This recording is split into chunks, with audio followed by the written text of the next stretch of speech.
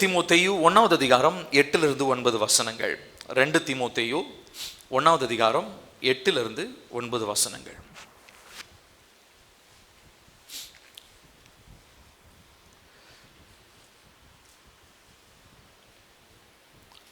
சேர்ந்து வாசிப்போம். ஆகையால் நம்முடைய கர்த்தரை பற்றிய சாட்சியை குறித்தாவது, அவர் நிமித்தம் கட்டப்பட்டிருக்கிற என்னை குறித்தாவது, நீ வெட்கப்படாமல் தேவ வல்லமைக்கு ஏற்றபடி சுவிசேஷத்திற்காக என்னோடே கூட தீங்கு அனுபவி. அவர் நம்முடைய கிரியைகளின்படி நம்மை ரட்சிக்காமல் தம்முடைய தீர்மானத்தின்படியும் ஆதி காலம் முதல் கிறிஸ்து இயேசுவுக்குள் நமக்கு அருளப்பட்ட கிருபையின்படியும் நம்மை ரட்சித்து பரிசுத்த அழைப்பினாலே அழைத்தார். கண்களை மூடி நாம் தேவனை நோக்கி பார்ப்போம். கண்களை மூடுவோம். எல்லாரும் கண்களை மூடுவோம். ஒரு நிமிஷம் உங்களுடைய இருதயத்தை தேவனுக்கு பக்கமாக திருப்புங்க. ஆவியானவரே, இப்போ நீங்கள் என்னோடு கூட நீங்கள் பேசணும்ப்பா.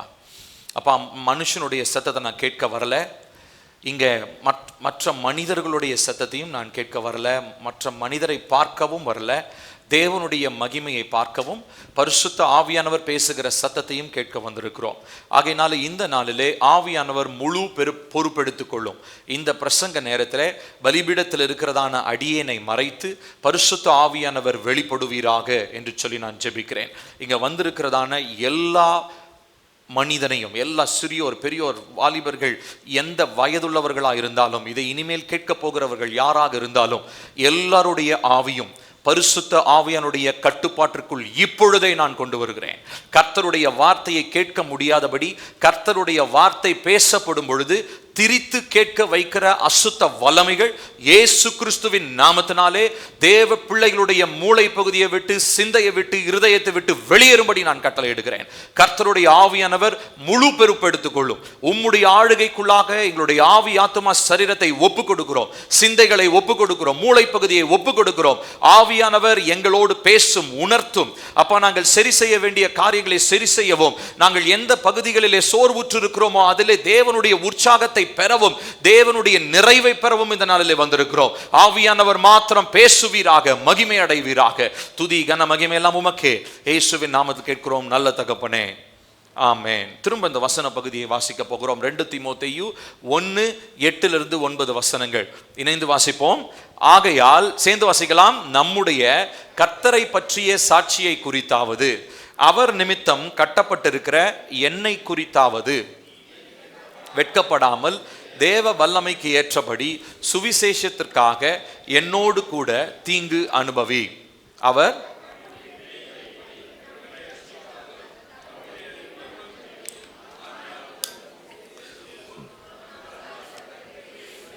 நம்மை ரட்சித்து பரிசுத்த அழைப்பினாலே நம்மை அழைத்திருக்கிறார். ஸ்தோத்திரம். இந்த உலகம், அண்ட சராசரங்கள், வானம், பூமி இதெல்லாம் உருவாவதற்கு முன்பதாகவே கர்த்தர் அவருடைய கையில ஒரு ஸ்கிரிப்ட் வச்சிருந்தார். நான் சொல்றேன், நல்லா கவனிக்கணும் எல்லாரும், நீ பாருங்க. இந்த வானம், பூமி, அண்ட சராசரங்கள் எல்லாம் உருவாவதற்கு முன்பதாகவே கர்த்தர் தன்னுடைய கரங்களிலே ஒரு காரியத்தை அவர் எழுதி வைத்திருந்தார். அதில் எழுதப்பட்டிருக்கிற நிறைய புத்தகங்கள், நிறைய பக்கங்கள் இருந்தது. அதில் நம்ம எல்லாருடைய பேரும் அதில் குறிப்பிடப்பட்டிருந்துச்சு. உங்கள் எல்லாருடைய பேரும், என்னுடைய பெயர், உங்களுடைய பெயர், நம்முடைய சந்ததியிலே பிறக்க போகிறவர்களுடைய பெயர், எல்லாருடைய பெயரும் அந்த பக்கங்களில், அந்த புத்தகத்தில் அவர் எழுதி வைத்திருந்தார். இதன்படி பார்க்கும் பொழுது நம்ம இந்த பூமியிலே வாழ்கிறதான வாழ்க்கை ஒரு நோக்கம் நிறைந்ததாகவும் பிரயோஜனம் நிறைந்ததாகவும் ஒரு தரிசனத்தோடு இருக்க வேண்டியதாகவும் ஒரு லக்கை நோக்கி வாழ வேண்டிய ஒரு வாழ்க்கையாகவும் கர்த்தர் நிர்ணயித்திருக்கிறார்.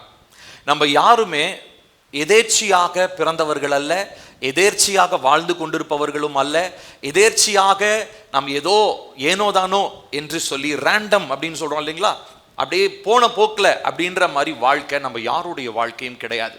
அதை நீங்கள் நல்லா தெளிவாக புரிந்துக்கணும். நம்முடைய எல்லாருடைய வாழ்க்கையும் தேவனால நேர்த்தியாய் திட்டமிடப்பட்டு, எப்போ திட்டமிடப்பட்டு, நம்ம பிறந்ததுக்கு அப்புறம் இல்லை, உலகம் எல்லாம் தோன்றும் முன்னமே நம்மை குறித்து, நம்முடைய சந்ததியை குறித்து, அவருடைய வருகையின் பரியந்தம் எந்த சந்ததி இருக்க போதோ அந்த டு த லாஸ்ட் டீடைல் வரைக்கும் அவர் என்ன பண்ணியிருக்கிறாருங்க, நம்ம எல்லாவற்றை குறித்தும் நம் எல்லாரை குறித்தும் எல்லா பகுதிகளிலும் அவர் என்ன பண்ணியிருக்கிறார், நம்மை நேர்த்தியாக வரைந்து அவர் உருவாக்கி வைத்திருக்கிறார்.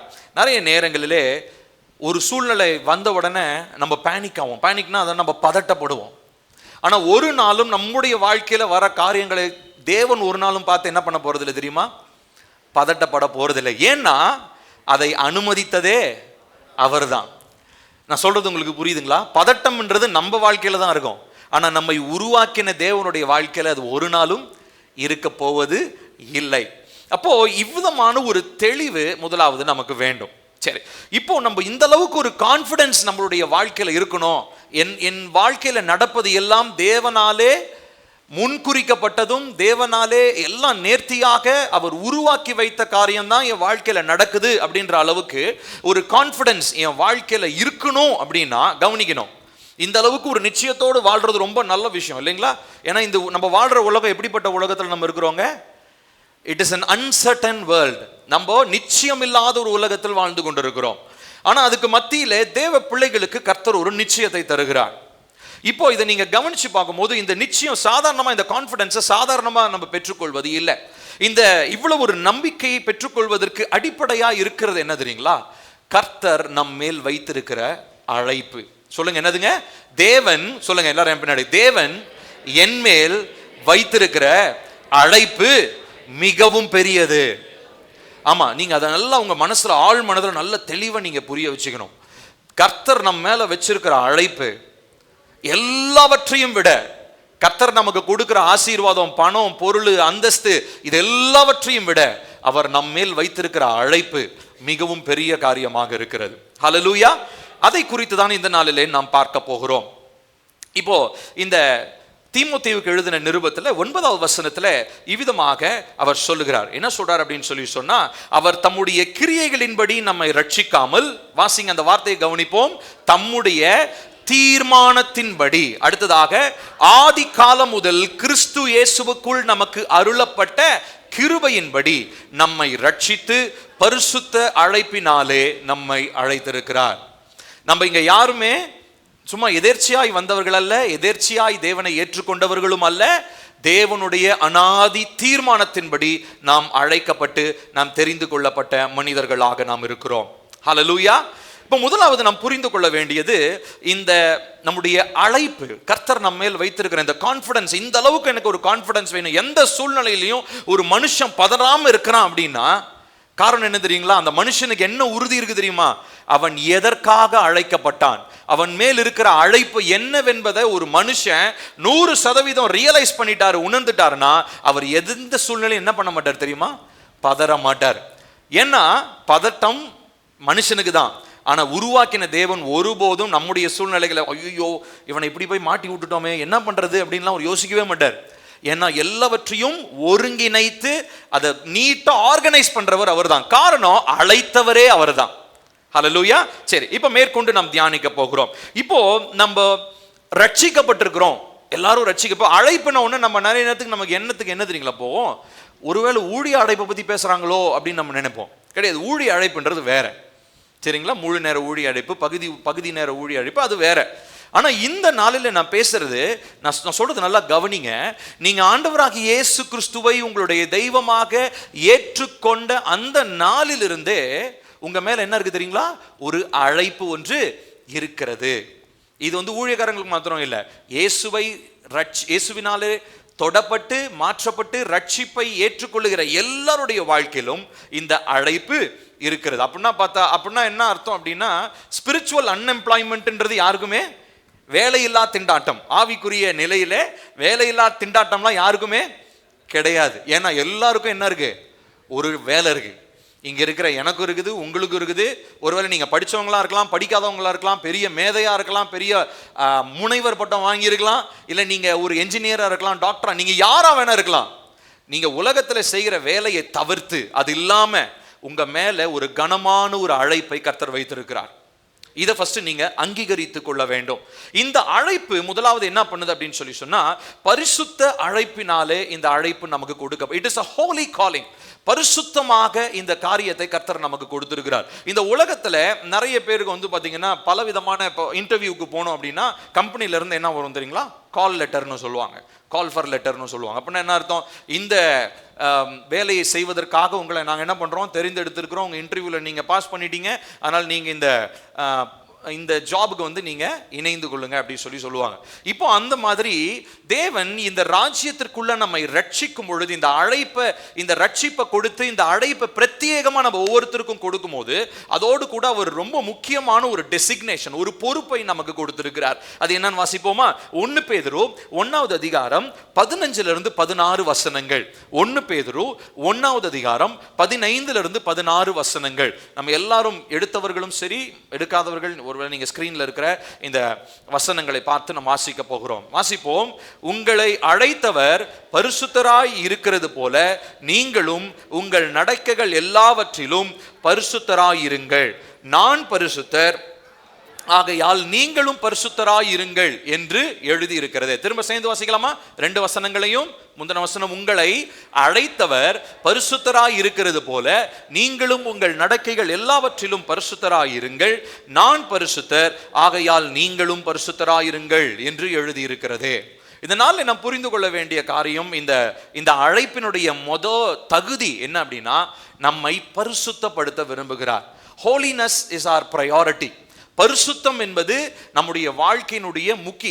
இந்த அழைப்புல நிலை நிற்கணும். இந்த அளவுக்கு நான் சொன்னேன் இல்லைங்களா, ஒரு கான்ஃபிடன்ஸ். என் வாழ்க்கையில ஒரு சூழ்நிலை வருது, அதில் நான் பதறாம நான் அவ்வளோ தைரியமா நான் இருக்கிறேன் அப்படின்னா, அதுக்கு முதலாவது என்னுடைய அழைப்பில் எனக்கு இருக்கக்கூடிய பரிசுத்தம். ஏன்னா நான் பரிசுத்தத்தின் முழுமையை நான் அடையல, ஆனால் ஒவ்வொரு நாளும் என்னை அழைத்த தேவன் பரிசுத்தராய் இருப்பது போல அந்த பரிசுத்தத்திற்காக நான் ஒவ்வொரு நாளும் என்ன பண்றேன், முயற்சி செய்து கொண்டே இருக்கிறேன். ஸோ அப்போ பரிசுத்தம் என்பது நம்மை பிரித்தெடுப்பது மாத்திரம் அல்ல, ஐசோலேட் பண்றது மாத்திரம் இல்லை. It is not isolation, but it is consecration. நம்மை பிரித்தெடுப்பது மாத்திரம் அல்ல, நம்மை பரிசுத்தப்படுத்திக் கொள்வது. எப்படி பரிசுத்தப்படுத்திக் கொள்வது? நம்முடைய வாழ்க்கை செயல்கள், நம்முடைய வாயின் வார்த்தைகள். இந்த ஆராதனையில கூட நம்ம கமிட் பண்ணி ஜெபம் பண்ணோம். சங்கீத பகுதியிலையும் சகோதரர் மூலமா கர்த்தருடைய ஆவியானவர் பேசினார். நம்முடைய இருதயத்துல மறைந்திருக்கிற காரியங்கள், அநேக காரியங்கள் பரிசுத்தத்திற்கு நேராக நம்மை நடத்த விடாமல் நம்மை தடை செய்கிற காரியங்களாக அவை இருக்கிறது. நிறைய நேரங்களிலே நம்ம என்ன பண்றோம் அப்படின்னா, பரிசுத்தம் இல்லாத நேரத்துல நம்ம ஒரு குறிப்பிட்ட வரையறையை தாண்டுகிற மனிதர்களாக இருக்கிறோம். நான் உங்களுக்கு ஒரு எக்ஸாம்பிள் நான் ஒன்று சொல்றேன். சிம்சோன் என்கிற ஒரு மனிதன் இருந்தார். நியாயாதிபதிகள் புத்தகத்துல கர்த்தர் இவ்விதமா அவருடைய தாயாருக்கும் அவருடைய தகப்பனுக்கும் ஒரு ஆலோசனை சொல்லியிருந்தார். அவன் தேவனாலே மகிமையாய் பயன்படுத்தப்பட வேண்டும் என்று சொன்னால் அவன் ஒரு நசரேனாக இருக்க வேண்டும். அவனுடைய முடி என்ன பண்ணப்படக்கூடாது, வெட்டப்படக்கூடாது. அவன் ஒரு நாளும் மதுபானம் என்ன பண்ணக்கூடாது, அருந்தக்கூடாது. இந்த மாதிரி நிறைய வரையறைகளை கர்த்தர் வைத்திருந்தார். அந்த வரையறைக்குள்ள சிம்சோன் இருக்கிற வரைக்கும் அவன் மேல் அந்த அபிஷேகம் நிலைத்திருக்கும். தேவனுடைய ராஜ்யத்திற்கு வல்லமையான காரியங்களை அவனால் என்ன பண்ண முடியும், செய்ய முடியும். நம்ம அவனுடைய சம்பவத்தை வாசித்திருக்கிறோம். அவர் என்ன பண்றாரு, அதை எதெல்லாம் தேவன் செய்யக்கூடாதுன்னு சொல்றாரோ அதையெல்லாம் அவர் செய்து அந்த வரையறையை அவர் தாண்டுகிறார். ஏன்னா பொதுவாக நம்மளுடைய ஹியூமன் நேச்சர், விழுந்து போன மனிதனுடைய சுபாவம் என்ன அப்படின்னா, we tend to explore. நம்ம என்ன பண்ணுவோம்னா, ஒரு வரையறைக்குள்ள இருக்கணும்னு நம்ம நினைக்க மாட்டோம். நம்ம எல்லாருமே நம்ம இஷ்டத்திற்கு, எனக்கு மனசுக்கு என்ன தோணுதோ அதை நான் செய்வேன் அப்படின்றது தான் இன்னைக்கு உலகத்தினுடைய போக்கு. விழுந்து போன மனிதனுடைய நிலைப்பாடு, என்ன யோசனை எல்லாம் இப்படிதான் இருக்கும். ஆனால் அபிஷேகிக்கப்பட்ட அழைக்கப்பட்ட மனிதனுக்கு அப்படி அல்ல. அவன் ஒரு வரையறைக்கு உள்ள இருக்கும்படி அவன் நியமிக்கப்பட்டவன். சிம்சோனுக்கு ஒரு வரையறை இருந்தது. அவன் முடி வெட்டக்கூடாது, அவன் மதுபானம் அருந்தக்கூடாது, இல்லைங்களா? நிறைய ரெஸ்ட்ரிக்ஷன்ஸ் இருந்தது. இப்போ இந்த ரெஸ்ட்ரிக்ஷன்றது நம்மளுடைய உணர்வுக்கு இது எப்படி தெரியுதுன்னா, நெகட்டிவா, எதிர்மறையானதா, நம்மளை கட்டுப்படுத்துகிற ஒரு காரியமாக இது தோன்றுகிறது. அதுதான் கிடையாது. இது மாம்சம், நமக்குள்ள இருக்கிற மாம்சமோ இந்த உலகமும் நமக்கு சொல்ற பொய் என்ன தெரியுமா? நல்லா கவனிக்கணும். ஆண்டவர் கொடுக்குற ரெஸ்ட்ரிக்ஷன்லாம் இருக்கு இல்லையா, இதெல்லாம் உன் வாழ்க்கையை உன்னை என்ஜாய் பண்ண விடாம உன்னை என்ன பண்ணுது, தடை செய்யுதுப்பா. இது பிசாசனுடைய ஒரு பொய், ஒரு தந்திரம். ஆனா உண்மையா அழைக்கப்பட்டவனும் அபிஷேகிக்கப்பட்டவனும் ஒரு வரையறைக்குள்ள இருக்கும்படியாக அழைக்கப்பட்டவர்கள் என்பதை நாம் ஒருபோதும் நாம் மறந்துவிடக் கூடாது. So it sets boundaries and limits. When you have this greater calling, உங்க மேல இந்த தேவனுடைய பெரிதான அழைப்பு இருக்கும் பொழுது நல்லா கவனிக்கணும். அந்த கான்ஃபிடன்ஸ் பத்தி சொன்ன இல்லைங்களா, கர்த்தர் எல்லாவற்றையும் எனக்காக நேர்த்தியா தான் செஞ்சிருக்கிறார், என் வாழ்க்கையில எதேர்ச்சியா எதுவும் நடப்பது இல்லை. அப்போ இந்த கான்ஃபிடன்ஸ் எனக்குள்ள இருக்கணும்னா, முதலாவது நான் புரிந்து கொள்ள வேண்டிய என்னுடைய மனநிலை, நம்முடைய மைண்டை எப்படி தெரியுங்களா ட்ரெயின் பண்ணணும், நம்முடைய மனதை எப்படி தெரியுங்களா பழக்க வைக்கணும். கர்த்தர் நியமித்திருக்கிற நியமனத்திற்குள்ள நான் என்ன பண்ணுவேன், இருப்பேன். அதுல இருந்துதான் தேவனுடைய முழு அழைப்பையும் என்ன பண்ண முடியுங்க, செயல்படுத்த முடியும்.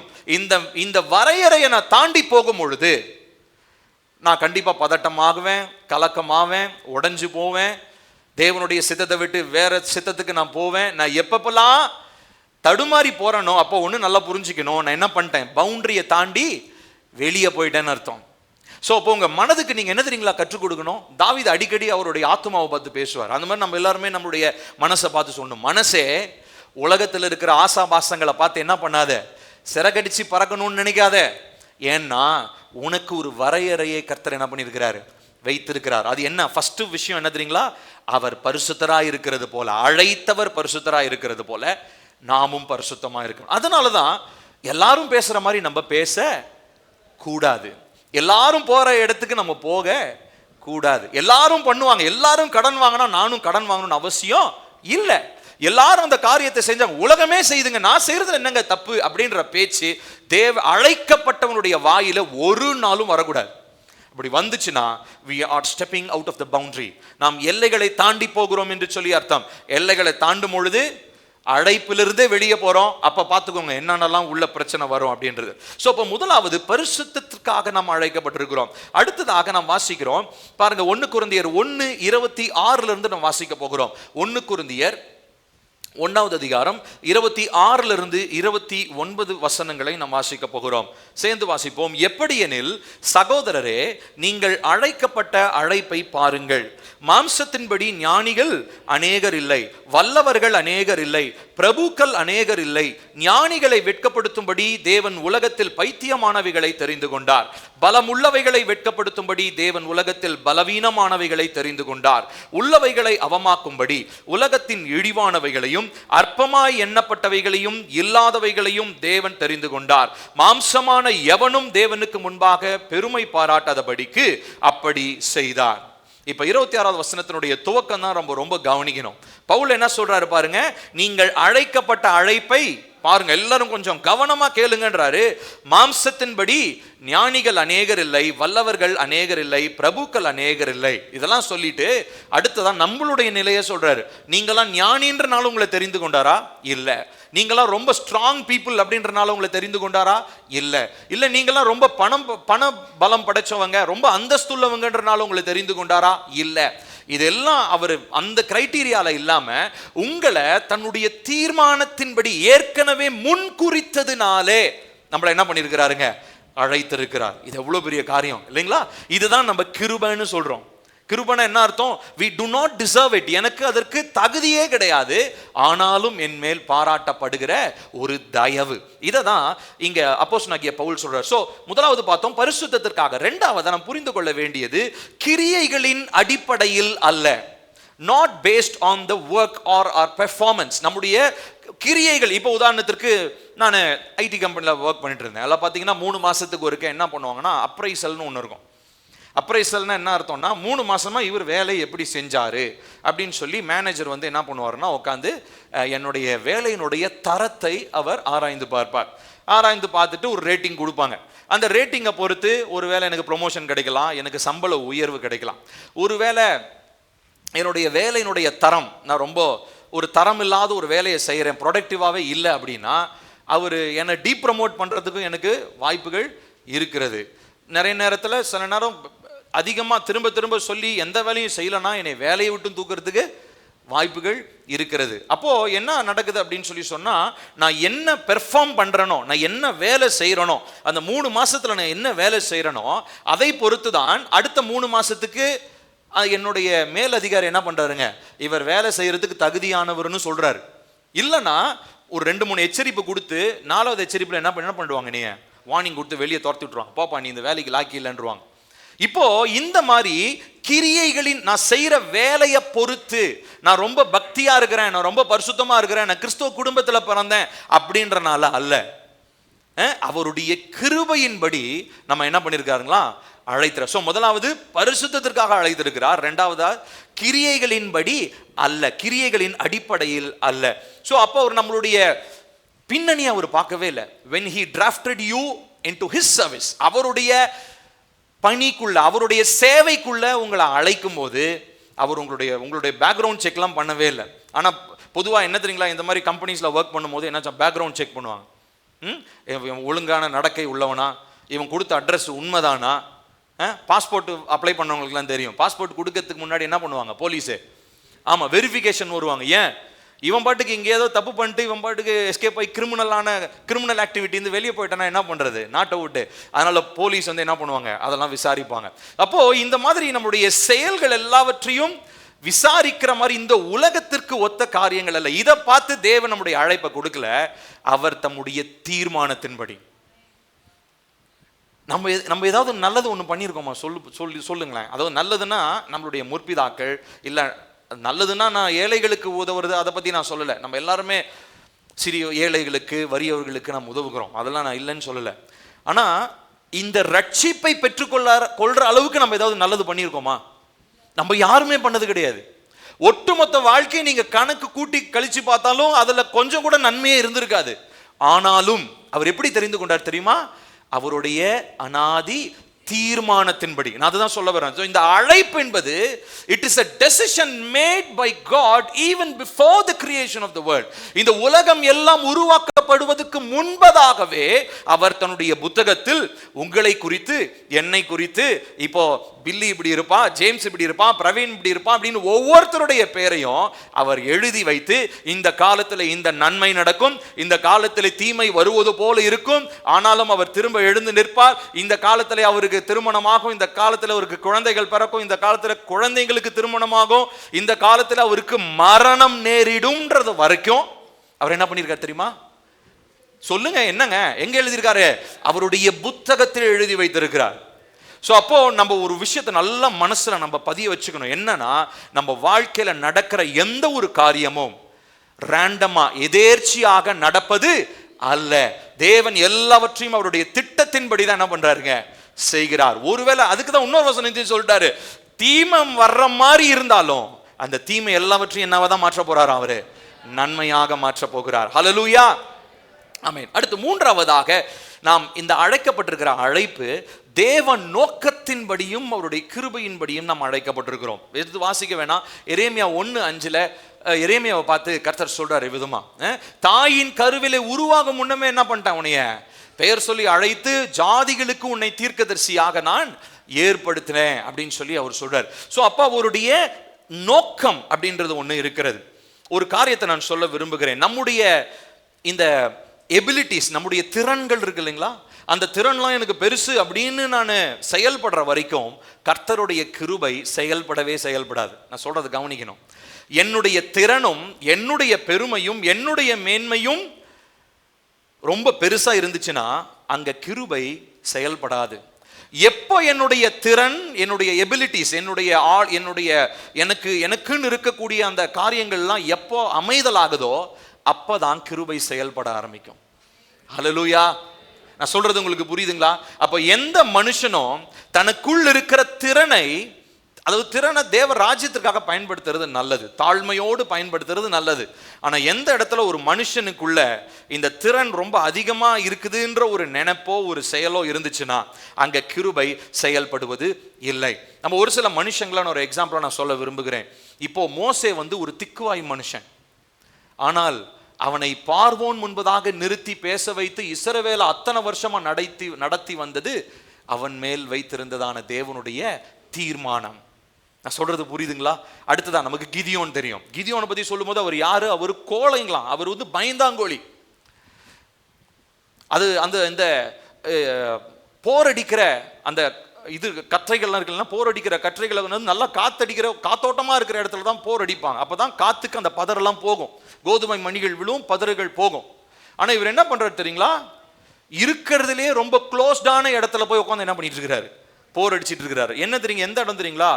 அந்த திராட்சை ரசம் எடுக்கிற இடம். அது வந்து நல்ல செவுருலாம் கட்டி தொட்டி மாதிரி கட்டி, ஏன்னா அவங்க என்ன பண்ணுவாங்கன்னா திராட்சை பழங்களை உள்ள போட்டு காலெல்லாம் நல்லா நீட்டாக கழுவிட்டு அந்த திராட்சை பழத்தை காலினால் என்ன பண்ணுவாங்க தெரியுங்களா? அவங்க மிதிப்பாங்க. அப்போல்லாம் மிக்சி கிரைண்டர்லாம் இல்லை இல்லையா? ஸோ அதனால் காலில் போட்டு தான் அந்த திராட்சை பழத்தை மிதித்து அந்த திராட்சை பழ ஜூஸ் அவங்க எடுப்பாங்க.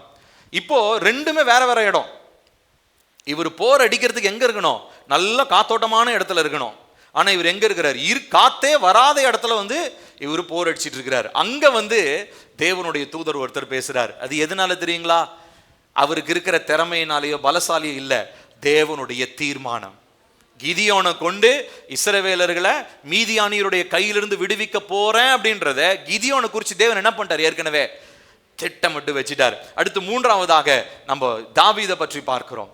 தாவீது அவர் பிறந்த பொழுதும் சரி, அவர் தன்னுடைய தகப்பன் வீட்டாரால புறக்கணிக்கப்படும் போதும் சரி, அவங்க அண்ணனுங்க எல்லாரையும் அங்க படைக்கு அனுப்பிட்டு, போர் படைக்கு அனுப்பிட்டு இவரை இங்க ஆடு மேய்க்க விட்டுட்டாங்க. பாவம் சின்ன பையன்.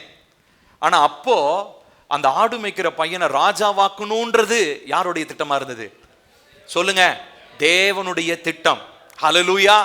ஸோ இந்த மூன்று நபர்களை நீங்க ஒரு எக்ஸாம்பிளா வச்சுக்கணும். அதே மாதிரி தான் நம்மளுடைய வாழ்க்கையும். நம்மை குறித்து நடக்கிற நம்முடைய வாழ்க்கையிலோ நம்முடைய சந்ததியிலோ நம்முடைய பிள்ளைகளுடைய வாழ்க்கையிலோ நடப்பது எதுவுமே எதேர்ச்சியானது அல்ல. எல்லாம் தேவனுடைய தீர்மானத்தின்படியும் அவருடைய சித்தத்தின்படியும் அவருடைய கிருபையின்படியும் அவருடைய திட்டமிடுதலின்படி நேர்த்தியாக என் வாழ்க்கையில் நடந்து கொண்டிருக்கிறது. ஹல்லேலூயா. அடுத்ததாக இந்த அழைப்பு இருக்கு இல்லைங்களா? நான் சொன்ன மாதிரி உங்களை அம்மாவுடைய வயிற்றில் உருவானதுக்கு அப்புறம், ஒருவேளை நான் எங்கள் அம்மாவுடைய வயிற்றில் உருவானதுக்கு அப்புறம், ஓ தாம்பளை பையனா, ஒவ்வொரு மாசமா ஒரு பிளானை மாற்றிக்கிட்டே இருக்க மாட்டார். ஃபஸ்ட்டு கரு உருவாகட்டும், வெயிட் பண்ணுவோம், அப்புறமா ஆம்பளையா பொம்பளையான்னு பார்த்துட்டு அப்புறம் டிசைட் பண்ணிக்கலாம். இப்படிலாம் அவர் யோசிக்கவே இல்லை. அப்புறம் வெளியே பிறக்கட்டும், ஃபஸ்ட்டு சுகப்பிரசவம் ஆகட்டும், இல்லை 30 வயசு கிராஸ் பண்ணட்டும், இந்த மாதிரிலாம் அவர் எந்த லிமிட்டேஷனும் வைக்கல. எங்கள் அம்மா அப்பா பிறக்கிறதுக்கு முன்னாடியே என்னை பற்றி என்ன பண்ணிட்டார் அவரு? பாருங்க, எவ்வளோ ஒரு இது வந்து நம்மளால யோசிக்கவே முடியாதுங்க. நம்முடைய புத்திக்கு எட்டாத ஒரு விஷயம். எங்க அம்மா அப்பாவே பிறக்கல, ஆனா என்னை பத்தி என்ன பண்ணி வச்சிருக்கிறார்? அவரு தீர்மானித்து வைத்திருக்கிறார். எவ்வளவு அன்புள்ள தேவன் பாருங்க. கரங்களை ஊத்துற ஹல்லேலூயா சொல்லாமே. ஹல்லேலூயா. சோ இப்போ இதுல முக்கியமான ஒரு 5 காரியங்களை நான் சொல்ல போகிறேன். சோ முதலாவது, அவர் நம்மை முன் அறிந்திருக்கிறார். He foreknew us. ஒரு வசனத்தை வாசிக்கிறேன், நான் வேகமாக வாசிக்க போறேன். 5 காரியங்கள் வேகமாக சொல்ல போனா டைம் இல்லை, நான் வேகமாக வாசிக்கிறேன். ரோமர் 8:29, தம்முடைய குமாரன் அநேக சகோதரருக்குள்ளே முதற் பேரானவராய் இருக்கும் பொருட்டு தேவன் எவர்களை முன் அறிந்தாரோ அவர்களை தமது குமாரனுடைய சாயலுக்கு ஒப்பாய் இருப்பதற்கு முன் குறித்திருக்கிறார். இங்க 2 காரியத்தை பார்க்கிறோம். முன் அறிந்திருக்கிறாராம், அடுத்ததா முன் குறித்திருக்கிறார். முன் அறிதல்னா என்ன அர்த்தம்? பிறக்கிறதுக்கு முன்னாடியே நான் யாருன்றது அவருக்கு தெரியும். அடுத்ததா பிறந்ததுக்கு அப்புறம் நான் என்னவா ஆக போறேன்றத அவர் என்ன பண்றாரு? முன் குறிக்கிறார். நான் சொல்றது புரியுதா? முன் அறிதல்னா என்ன அர்த்தம்? நான் பிறக்கிறதுக்கு முன்னாடியே என்னை பத்தி தெரிஞ்சதுதான் முன் அறிதல். நான் பிறந்ததுக்கு அப்புறம் பில்லி இப்படிப்பட்ட ஒரு ஊழியக்காரனா மாறுவான் அப்படின்னு சொல்லி திட்டமிட்டது பேர் என்னது? முன் குறித்தல். முன் அறிதல் வேற, முன் குறித்தல் வேற, 2 நிலை. அடுத்து 3ஆவதா என்ன பண்றாரு பாருங்க. அதே 30ஆம் வசனத்துக்கு வருவோம் பாருங்க. எவர்களை முன் குறித்திருக்கிறாரோ அவர்களை அழைத்தும் இருக்கிறார், எவர்களை அழைத்தாரோ அவர்களை நீதிமான்களாக்கி இருக்கிறார், எவர்களை நீதிமான்களாக்கினாரோ அவர்களை மகிமைப்படுத்தியும் இருக்கிறார். பாருங்க, பியூட்டிஃபுல்லா ஒரு டிரான்சிஷன் சொல்றாரு. ஒரு அமைப்பின்படி அப்படியே கரெக்டா அப்போஸ்தலனாகிய பவுலுங்க விளக்கம் கொடுக்கிறார். சோ முன் அறிஞ்சிட்டாராம், அடுத்ததா முன் குறிச்சிட்டாரு. முன் குறிச்சதுக்கு அப்புறம் என்ன பண்றாருன்னா அழைக்கிறார். எங்க இருந்தோம்? நம்மளாம் எங்கேயோ ஒரு இடத்துல இருந்தோம். நம்ம விக்கிரகத்தை கும்பிட்டுக்கிட்டு இருந்தோம். தேவன் அறியாத ஒரு புறஜாதி ஒரு கூட்டத்தில் இருந்தோம். விக்கிரகத்துக்கு முன்னாடி கை எடுத்துட்டு இருந்தோம். இப்போ நான் எடுத்துக்கோங்க, நான் கிறிஸ்துவ குடும்பத்தில் பிறந்தவன் தான். ஆனாலும் ஏசப்பாவை எனக்கு தெரியும். ஆனால் ஏசப்பாவை என் சொந்த ரட்சகரா நான் தனிப்பட்ட முறையில் என்ன பண்ணல, ஏற்றுக்கொள்ள. என்னுடைய வாலிப பருவத்தில் நான் அதை செய்தேன். அப்போ நான் என்ன பண்றேன் அப்படின்னா அழைப்பை பெற்றுக்கொள்ளுகிறேன். ஸோ நான் கிறிஸ்தவ குடும்பத்தில் பிறந்தனால ஆட்டோமேட்டிக்காக என் மேலே அழைப்பு வந்துடாது. நான் சொல்றது புரிஞ்சுக்கணும். இப்போ நமக்கு பிள்ளைங்க பிறகுறாங்க, இந்த பிள்ளைங்கள்லாம் கிறிஸ்துவ வளர்ப்புல வர்றனால அவங்களுக்கு டைரக்டா அவங்களுக்கு அழைப்பு என்ன ஆயிடாது, வந்துராது. அவர்களும் தங்களுடைய நாட்களில் தங்களுக்கு அந்த புத்தி, அந்த திறன், சிந்திக்கக்கூடிய திறன் இது வரும் பொழுது அவங்களுக்கு அந்த உதயம், ஞான உதயம்னு சொல்றோம் இல்லைங்களா, தேவனோடு உறவு கொள்ளணும், இது எல்லாத்தையும் தாண்டி ஒருத்தர் இருக்கிறாரு அப்படின்ற உணர்வு ஒருத்தருக்கு வருது இல்லைங்களா, அதுதான் வந்து பாத்தீங்கன்னா அழைப்பு. ஸோ இந்த அழைப்பை பெற்றுக்கொள்றாங்களாம். அழைத்துக்கு அடுத்து என்ன சொல்றாரு, அழைக்கப்பட்டவர்கள் நீதிமான்கள் ஆக்கப்படுகிறார்கள், நீதிமான்கள் ஆக்கப்படுகிறவர்கள் மகிமைப்படுத்தப்படுகிறார்கள். ஹல்லேலூயா. 5 காரியம் மறந்துடக்கூடாது. ஃபர்ஸ்ட், முன் அறிந்திருக்கிறார், முன் குறித்திருக்கிறார், அழைத்திருக்கிறார், நீதிமான்கள் ஆக்கி இருக்கிறார், மகிமைப்படுத்தி இருக்கிறார். ஹல்லேலூயா. இந்த ப்ராசஸ் தான் நம்மளுடைய அழைப்பேங்க. நம்ம எல்லாருமே அதான் சொன்ன மாதிரி, நீங்க என்ன யாரா வேணா இருங்க, நீங்க இந்தியன் பிரைம் மினிஸ்டரா கூட இருக்கலாம், நம்ம எல்லாரை குறித்தும் கர்த்தர் நேர்த்தியாக ஒரு திட்டமிடுதலை உலக தோற்றத்துக்கு முன்னமே, அதாவது ஜெனிசிஸ் ஆதியாகமம் இருக்கு இல்லையா பைபிள்ல, அந்த பைபிள்ல அதெல்லாம் எழுதப்படுறதுக்கு முன்னாடியே நம்மை குறித்து என்ன பண்ணிட்டாருங்களா, முன்னறிந்து முன் குறித்து அழைத்து நீதிமானாக்கி மகிமைப்படுத்தி இருக்கிறார். ஹல்லேலூயா. இது ஏற்ற காலங்களில் விளங்கி வருகிறது. சோ எப்படி ஏற்ற காலம், எப்போ உங்களுக்கு அந்த உணர்வு வருதோ, சோ முதலாவது ரட்சிப்பின் நாள், அந்த உணர்வை பெறுகிற ஒரு நாள், அது வந்து வெறுமனே ஒரு தொடக்கம் தான் இல்லைங்களா. ரட்சிக்கப்பட்ட முதல் நாள்லயே பரிசுத்தவான் ஆயிட மாட்டோம், நம்ம பரிசுத்தமாவதற்கு நம்ம ஒப்பு கொடுக்கிறோம். ஸோ அதுல இருந்து கொஞ்சம் கொஞ்சமா நம்ம பரிசுத்தமாக கொஞ்சம் கொஞ்சமா ஜெபிக்க வேதத்தை வாசிக்க தேவ சமூகத்தில் காத்திருக்கும் பொழுது நாம் இன்னும் அதிகமாக நாம் அழைப்பை புரிந்து கொண்டு நீதிமானாக்கப்பட்டு முழுமையான தேவ மகிமையை நாம் பார்க்க ஆரம்பிக்கிறோம். ஹல்லேலூயா. இந்த வரப்போகிற வருடத்திலும் கர்த்தர் அதுதான் நம்மோடு கூட பேசிக்கொண்டே இருக்கிறார். It is a year of complete restoration of his glory. அவருடைய மகிமை முழுமையாக சீரமைக்கப்படுகிற ஒரு ஆண்டாக வரப்போகிற ஆண்டு இருக்க போகிறது. ஹல்லேலூயா. சோ அப்ப தேவன் கடைசி நிமிஷத்துல இவன் பிறந்துட்டான், இவன் என்ன பண்றதுன்னு தெரியல, சரி இவன் ஒரு ஊழியக்காரனை மாற்றுவோம் போ அப்படின்லாம் ஆண்டவர் என்ன பண்ணலங்க. ஆமா, பில்லியை வந்து அப்படியே சும்மா போனா போதுன்னு ஊழியக்காரன் ஆகல, பில்லி உலக தோற்றத்துக்கு முன்னமே ஊழியக்காரனா இருக்கும்படி அழைக்கப்பட்டவன். நான் சொல்றது புரியுதுங்களா? சோ எல்லா மனுஷனும் தன்னுடைய அழைப்பை புரிந்து கொள்ள வேண்டும். இப்ப நான் ஊழியக்காரன்றனால நான் வெறும் ஊழியத்தை பத்தி பேசல. ஒருவேளை நீங்க ஒரு தாயாக இருக்கலாம், குடும்பத்தை கட்டி எழுப்புகிற ஒரு மனைவியாக இருக்கலாம். That is your greatest calling. அதுதான் உங்க மேல வச்சிருக்கிற கர்த்தர் வச்சிருக்கிற பெரிய அழைப்பு. அந்த அழைப்புல நீங்க எந்த அளவுக்கு உறுதியா இருக்கிறீங்க, அந்த அழைப்பு ரொம்ப பரிசுத்தமானதுன்னு நான் சொன்னேன். ஏன்னா அந்த அழைப்பு ஒரு வரையறைக்கு உட்பட்டது. நம்ம இஷ்டத்துக்கு நம்ம ஓடிட்டு இருக்க முடியாது. ஏன்னா நம்ம மேல ஒரு தெய்வீக அபிஷேகத்தை, அந்த அழைப்பை நிறைவேற்றி முடிப்பதற்கு நம்ம மேல ஒரு தெய்வீக அபிஷேகத்தை கர்த்தர் வைத்திருக்கிறார். ஹல்லேலூயா. இதை நாம் புரிந்து கொள்ள வேண்டும். ஒரு எக்ஸாம்பிள் ஒன்று சொல்றேன்.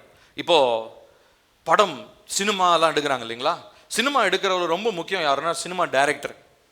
இப்போ டைரக்டர் வந்து திடீர்னு வாப்பா போர் அடிக்குது, ஒரு கேமராமேனை தூக்கிட்டு வா, ஒரு ஆக்டரை கூட்டிட்டு வா, நடிக்க வைக்கலாம்னா ஒரு நடிக்க வைக்க மாட்டாங்க. அவங்க என்ன பண்ணுவாங்க, ஸ்கிரிப்ட் எழுதுவாங்க, ஃபர்ஸ்ட் கதை யோசிப்பாங்க, அப்புறம் என்ன பண்ணுவாங்க டயலாக் எழுதுவாங்க, அப்புறம் இந்த திரைக்கதை வசனம் நம்ம பார்ப்போம் இல்லைங்களா, அதெல்லாம் என்ன பண்ணுவோம், இந்த சீனுக்கு அப்புறம் இது வைக்கணும், இந்த சீனுக்கு அப்புறம் இது வச்சா நல்ல த்ரில்லிங்காக இருக்கும், இதுக்கப்புறம் வச்சா ஒரு ட்விஸ்ட் இருக்கும், எல்லாரும் ரொம்ப எதிர்பார்ப்போடு இருப்பாங்க.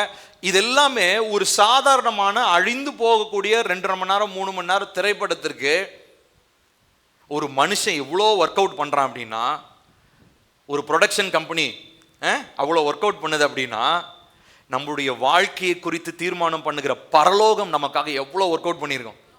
ஹல்லேலூயா. அந்த கான்ஃபிடன்ஸ் உங்களுக்குள்ள வேணும். நான் இந்த கால வேளையில் உங்கள் எல்லாருக்கும் நான் அதை தான் சொல்ல விரும்புகிறேன். நீங்கள் யாராக இருந்தாலும் சரி, உங்கள் எல்லாருடைய வாழ்க்கையை குறித்தும் தேவன் ஒரு திட்டமிட்டு அழைத்து உங்களை அறிந்து முன்குறித்து முன்னறிந்து எல்லாம் செஞ்சு அவர் நேர்த்தியாக திட்டமிட்டு வச்சிருக்கிறார். ஆனால் ஒரு விஷயம், அதில் ஒரு கேட்ச் ஒன்று இருக்கு. You are not suppose to cross your limits.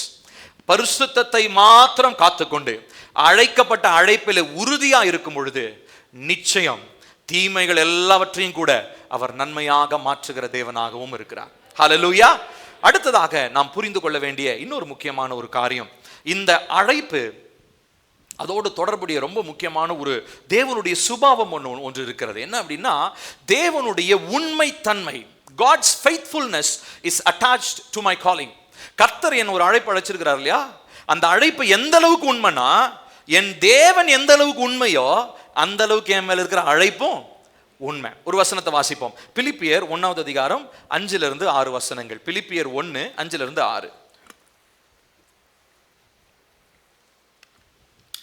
வாசிப்போமா? சேர்ந்து வாசிக்கலாம். உங்களில் நற்கிரியைகளை தொடங்கினவர் அதை இயேசு கிறிஸ்துவின் நாள் பரியந்தம் முடிய நடத்துவார் என்று நம்பி நான் உங்களை நினைக்கிற பொழுதெல்லாம் என் தேவனை ஸ்தோத்தரிக்கிறேன். பாருங்க, அப்போஸ்தலனாகிய பவுல் ரொம்ப கான்ஃபிடென்ட்டா ஒரு காரியத்தை சொல்றார். என்ன சொல்றாருன்னா, உங்கள நற்கிரியையை அவர் ஆரம்பிச்சிட்டாரு. அடுத்தது என்ன சொல்றாரு? அதை இயேசு கிறிஸ்துவின் நாள் பரியந்தம், வாசிங்க, முடிய. அப்படின்னா என்ன அர்த்தம்? என் கடைசி மூச்சோ இல்ல தேவனுடைய வருகையோ அது வரைக்கும் நடத்தி வருவார் என்று நான் நம்புகிறேன்.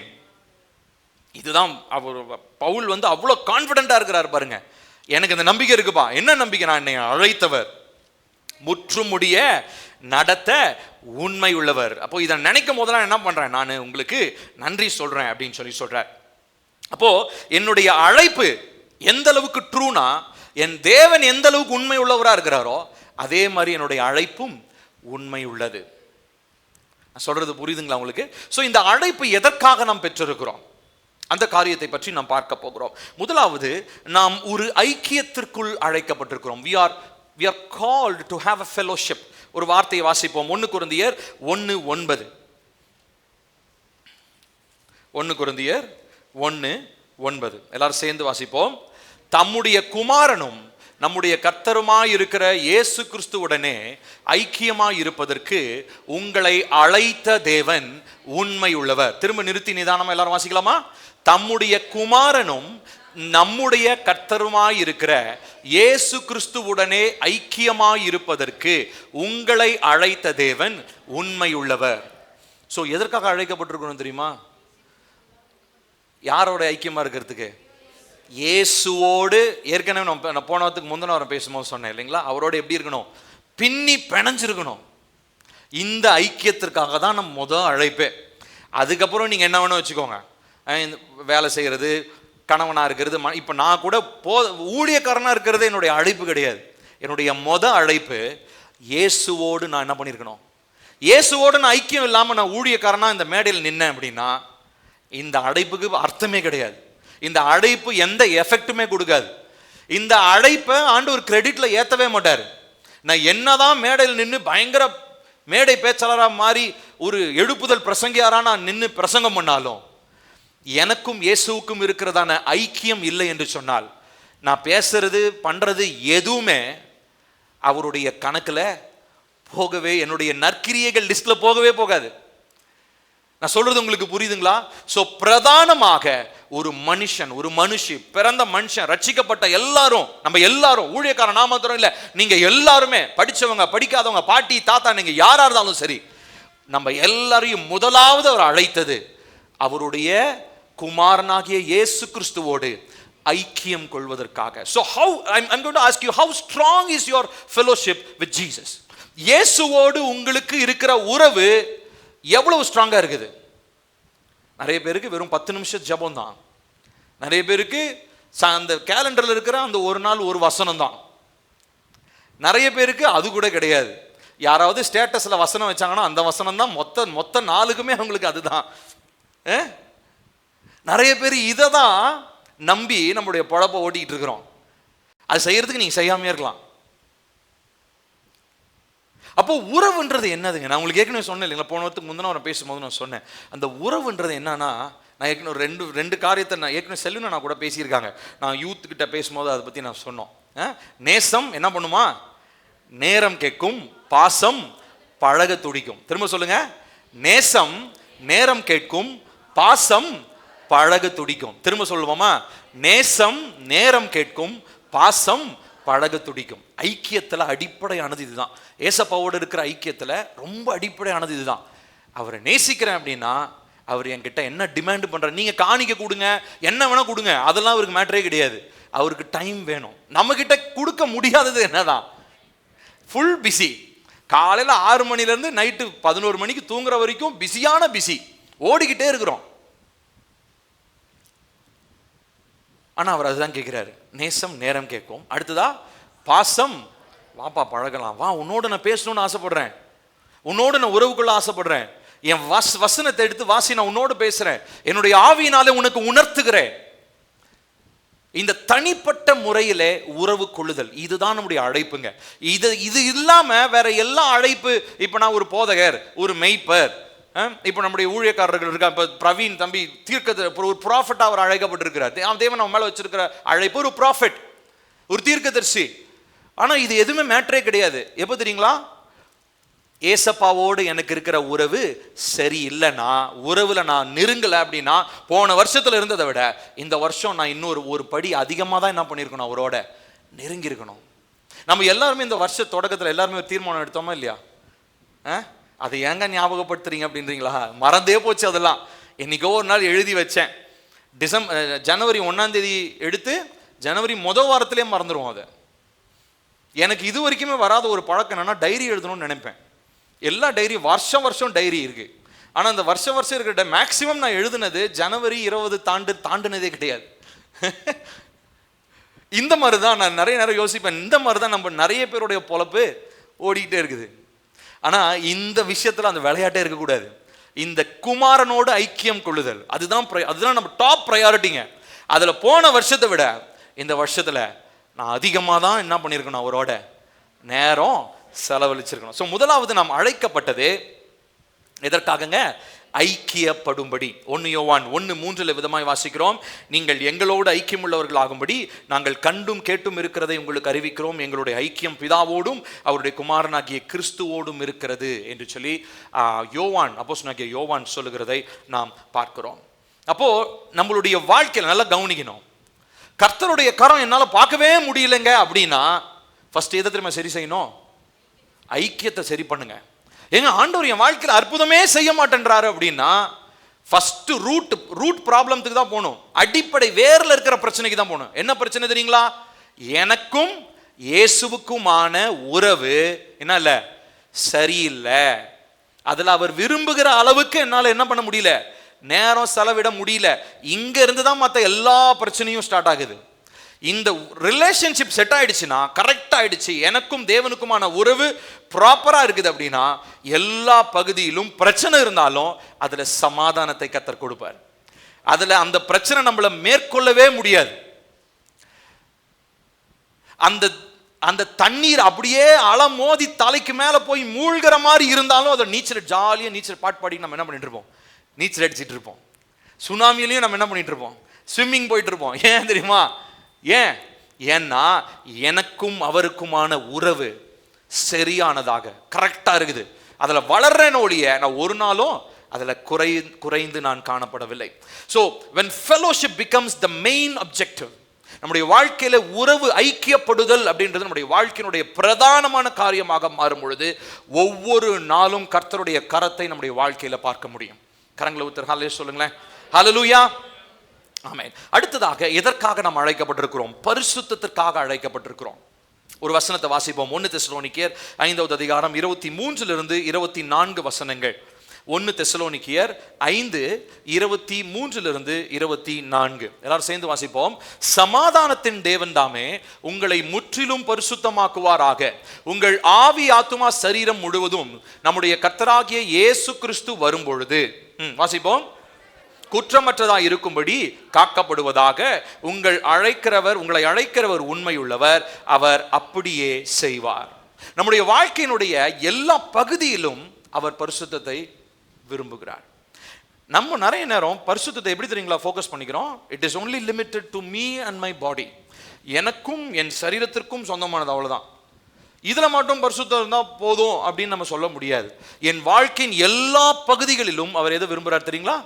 எதை விரும்புறாரு? பரிசுத்தத்தை விரும்புறாரு. அப்படின்னா என்ன அர்த்தம்? என் வாழ்க்கை மாத்திரம் இல்லை, நான் செய்யற தொழில்ல, என் ஸ்கூலு, என் படிப்பு, என் ரிலேஷன்ஷிப், ஃப்ரெண்ட்ஸு, என்னுடைய ஃப்ரெண்ட்ஸ் நிறைய பேர் நான் பரிசுத்தமா இருந்துட்டு என்னுடைய ஃப்ரெண்ட் சர்க்கிள், நண்பர்களுடைய கூட்டம் தேவனுக்கு பிரியமில்லாதவங்களா இருந்தா அங்கேயும் நம்ம அழைப்பு என்ன பண்ணிடுவோம், மிஸ் பண்ணுவோம். ஸோ அப்போ நம்மளுடைய வாழ்க்கையின் எல்லா பகுதிகளிலுமே நமக்கு என்ன தேவைங்களா?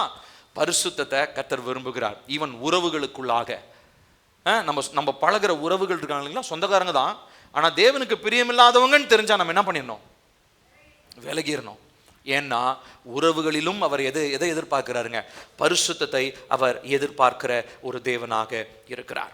ஸோ ரெண்டாவதாக பரிசுத்தத்துக்காக அழைக்கப்பட்டிருக்கிறோம். அடுத்ததாக எபேசியர் 2:10 நாம் வாசிப்போம்.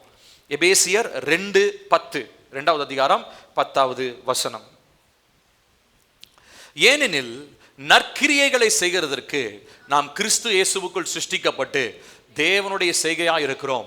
அவைகளில் நாம் நடக்கும்படி அவர் முன்னதாக அவைகளை ஆயத்தம் பண்ணி இருக்கிறார். ஸோ மூணாவது எதுக்கு தெரியுங்களா அழைக்கப்பட்டிருக்கிறோம்? நற்கிரியைகளை செய்வதற்கு. we are called to do good works. தேவனுக்கு பிரியமான காரியங்களை நாம் செய்யும்படியாக அழைக்கப்பட்டிருக்கிறோம். அதில் வாசிப்போம் பாருங்க. அவைகளில் நாம் நடக்கும்படி அவர்களை முன்னதாக ஆயத்தம் பண்ணி இருக்கிறார். இயேசுவுக்குள் சிருஷ்டிக்கப்பட்டு, அந்த நடுவில் இருக்கிற வார்த்தை தேவனுடைய செய்கையாய் இருக்கிறோம். இதனுடைய கிரேக்க வார்த்தை என்ன போட்டிருக்கு அப்படின்னா பொய்மா அப்படின்ற ஒரு வார்த்தை இருக்கு. இந்த வார்த்தையை நான் கொஞ்சம் ரிசர்ச் பண்ணிக்கிட்டு இருந்தேன். இந்த பொய்மா அப்படின்ற வார்த்தையினுடைய அர்த்தம் என்ன தெரியுங்களா? Master piece. மாஸ்டர் பீஸ்னா என்ன அர்த்தங்க? இருக்கிறதுல ஸ்பெஷலுங்க. இப்போ ஒரு கலைஞர், ஒரு வரைபட கலைஞர்னு வச்சுக்கோம், ஒரு ஆர்டிஸ்ட்னு வச்சுக்கோம். அவர் எல்லாத்தையும் ஒரு ரேட்டு போட்டு அவர் வரைகிறதெல்லாம் விற்பார். ஆனால் ஒரு முக்கியமானதை மட்டும் ஒரு விற்கவே மாட்டார். ஏன்? அது அவர் தன்னுடைய மொத்த திறனையும் செலவழித்து அவர் என்ன பண்ணார்? அவர் கிரியேட் பண்ண ஒரு மாஸ்டர் பீஸ். அதுக்கு வேல்யூவே கிடையாது. அது நான் 10 கோடி கொடுக்குறேன் அப்படின்னாலும் அவர் என்ன பண்ண மாட்டார்? அது கொடுக்க மாட்டார். எப்போ என் சொத்தெல்லாம் உனக்கு எழுதி வைக்கிறேன்டா அப்படின்னாலும் கொடுக்க மாட்டார். ஏன்னா அவர் அது ரொம்ப வேல்யூபிளாக, ரொம்ப வெளியேற பெற்றதா, தனக்கு பிரியமானதாக நேசித்து ரசித்து எவ்ரி இன்ச் அண்ட் டீட்டெயில் அதை வரைஞ்சி வச்சிருப்பார். அதனால நீங்கள் எவ்வளோ காசு கொடுத்தாலும் அந்த ஆர்ட்டை உங்களுக்கு தரவே மாட்டார். இது பேர் தான் மாஸ்டர் பீஸ்னுவோம். இப்போ இந்த மாதிரி தான் உங்களையும் என்னையும் கர்த்தர் எப்படி உருவாக்குறதுக்கான்னு தெரியுங்களா? Masterpiece. Hallelujah. Billy is a masterpiece. ஒவ்வொருத்தரும் உங்க காலரை பிடிச்சி சொல்லுங்க. காலர் இல்லாதவங்க உங்க ட்ரெஸ்ஸை பிடிச்சி சொல்லுங்க, I am a masterpiece of Jesus. சொல்லுங்க, நான் இயேசுவனுடைய செய்கையா இருக்கிறேன். சொல்லுங்க, நான் இயேசுவனுடைய செய்கையா இருக்கிறேன். உங்களுக்கு இந்த கான்ஃபிடன்ஸ் வேணுங்க, தைரியமா இருக்கணும். யார் உங்களை பார்த்து சிரமப்படுத்தினாலும், உங்க அப்பியரன்ஸை பார்த்து கிண்டல் அடிக்கலாம், குண்டா இருக்கிறேன், ஒல்லியா இருக்கிறேன், படிப்பு இல்லை, சம்பளம் இல்லை, என்ன வேணா உலகம் சொல்லிட்டு போட்டுங்க. ஆனால் உங்களுக்குள்ள ஒரு தைரியம் இருக்கணும், நான் தேவனுடைய செய்கையா இருக்கிறேன். ஆமென். அவரால் கிரியேட் பண்ண பார்த்த மாஸ்டர் பீஸ். அவர் எவ்வளோ கோடி கொடுத்தாலும் என்ன அவர் விலைக்கு யாருக்கிட்டையும் கொடுக்க மாட்டார். நான் அவருக்குரியவன். அவர் என்ன அப்படியே செதுக்கி இருக்கிறார். என்னுடைய ஒவ்வொரு தருணங்களையும் செதுக்கி இருக்கிறார். என்னுடைய ஒவ்வொரு அவயவமையும் ரசிச்சு வச்சிருக்கிறார். நிறைய நேரம் கண்ணாடி முன்னாடி நிற்கும் போது நம்ம எல்லாரும் நமக்குள்ளே இருக்கிற ஒரு குறைவை பார்த்து அப்படியே கொஞ்சம் யோசிப்போம்ல. நான் கூட இன்னைக்கு காலையில் தலை வரும்போது முடி ரொம்ப குறைஞ்சி போச்சே அப்படின்னு யோசிச்சிருக்கிறேன். ஆனால் ஏசப்பா இந்த முடியை கூட அவர் ரசித்து தான், இத்தினூண்டு ஒரு 10 முடியை கூட என்னதான் பண்ணி வச்சிருக்கிறாரு. ஆமாம், அவர் ரொம்ப ரசித்து வச்சிருக்கிறாரு. அவர் அதை ரொம்ப ரசிக்கிற தேவன். நம்மளுடைய அந்த ஹோல் அப்பியரன்ஸ் இருக்கு இல்லைங்களா, நம்மளுடைய வெறும் பிசிக்கல் அப்பியரன்ஸ் மாத்திரம் இல்லை, நம்ம முழுவதுமாக ரசித்து அப்படியே அவர் ரசனையோட நம்மளை உருவாக்கி இருக்கிறார். அவர் அதை ரசனையோட இருக்கிறவன் என்னன்னு சொல்லுவோம்? கலைஞன்னு சொல்லுவோம் இல்லைங்களா. அவர் ஒரு கலைஞன். அப்போ நம்மளை உருவாக்கும் போதே அவர் எப்படி தான் பண்ணியிருக்கிறாரு? ரசித்து உருவாக்கி இருக்கிறார். இந்த தைரியமும் இந்த கான்ஃபிடன்ஸும் நமக்குள்ளாக இருக்க வேண்டும். அதற்கு எதற்காக உருவாக்குனாராம்? முதலாவது பகுதியில் வாசிச்சோம், நற்கிரியைகளை செய்கிறதற்கு. ஸோ என்ன நற்கிரியை? ஏழைகளுக்கு தான தர்மம் பண்ணுறது, போகிற வரவங்களுக்குலாம் உணவு இல்லாதவங்களுக்கு உணவு கொடுக்கறது. அப்படின்னா அப்படி பார்த்தா நம்ம அரசியல்வாதிகள் அவர்களுக்கு தான் ஃபர்ஸ்ட் ப்ரையாரிட்டி கொடுக்கணும். கிடையாது. அந்த நற்கிரியைகள் அதுவும் ஒரு நற்கிரியை, செகண்டரி தான். ஆனால் ரொம்ப முக்கியமாக தேவனுக்கு பிரியமானவைகள், that which is pleasing to him, அவருக்கு பிரியமான. இப்ப நம்ம ஆராதனையில கூட பார்த்தோம், சங்கீத பகுதியில் பேசுறோம், தேவனுக்கு பிரியமான துதி பலிகள், ஸ்தோத்திர பலிகள், தேவனை ஆராதிக்கிறதான ஆராதனை, மனசார நம்ம செய்கிற தொழுகைகள், இது எல்லாமே என்னவா இருக்கு தெரியுங்களா? கிரியைகள், நற்கிரியைகளாக இருக்கிறது. நீங்க வெளியில போய் 1000 விஷயம் ஏழைகளுக்கு செய்யலாம், கோயில்ல லட்சக்கணக்கெல்லாம் நீங்க காணிக்கை கொடுக்கலாம். ஆனாலும் நற்கிரியை, துதித்தல், ஆராதித்தல், தேவனை பிரியப்படுத்துதல், தேவனுக்கு பிரியமான காரியங்களை செய்யாம மற்ற எதெல்லாம் செஞ்சாலும் அது நற்கிரியைகளோட லிஸ்ட்ல வராது. அப்ப நான் அழைக்கப்பட்ட அழைப்பு எதற்காகங்க? நற்கிரியைகளை செய்யும்படி நான் அழைக்கப்பட்டிருக்கிறேன். அடுத்ததாக நாம் வாசிக்க போகிறோம் ரோமர் 8வது அதிகாரம் 28வது வசனம். ரோமர் 8:28.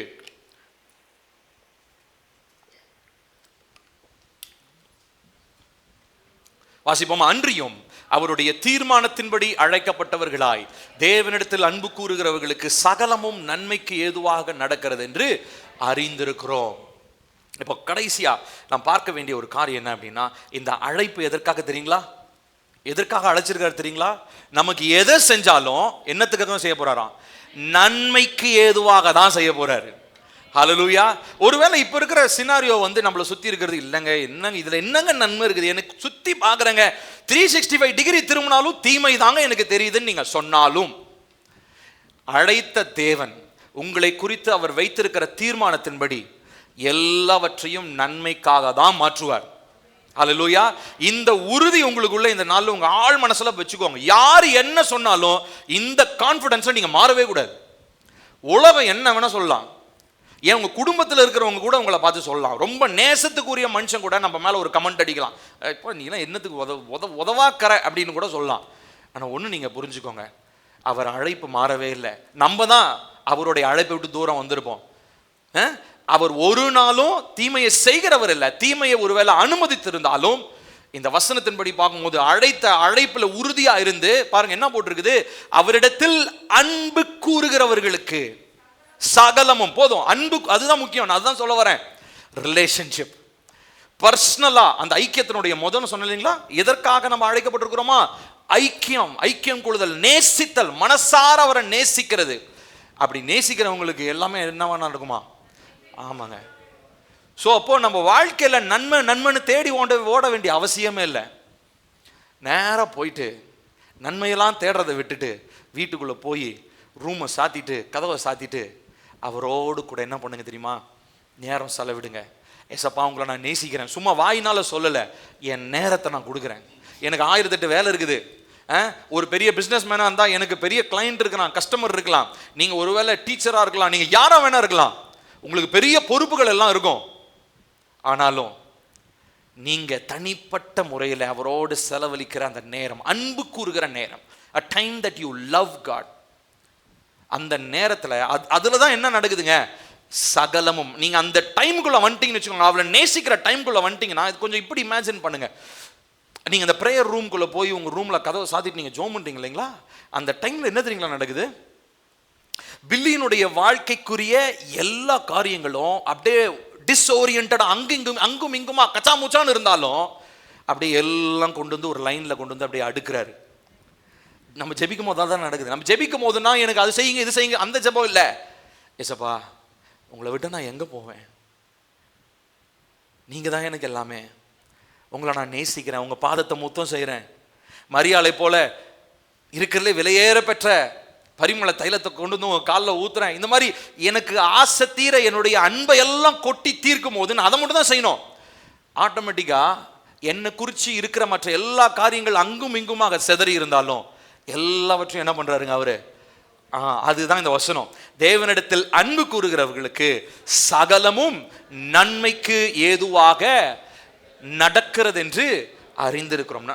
நன்மைக்கு ஏதுவாக முடியும் இல்லை, நடக்கிறதே நன்மைக்கு தான் நடக்குமா?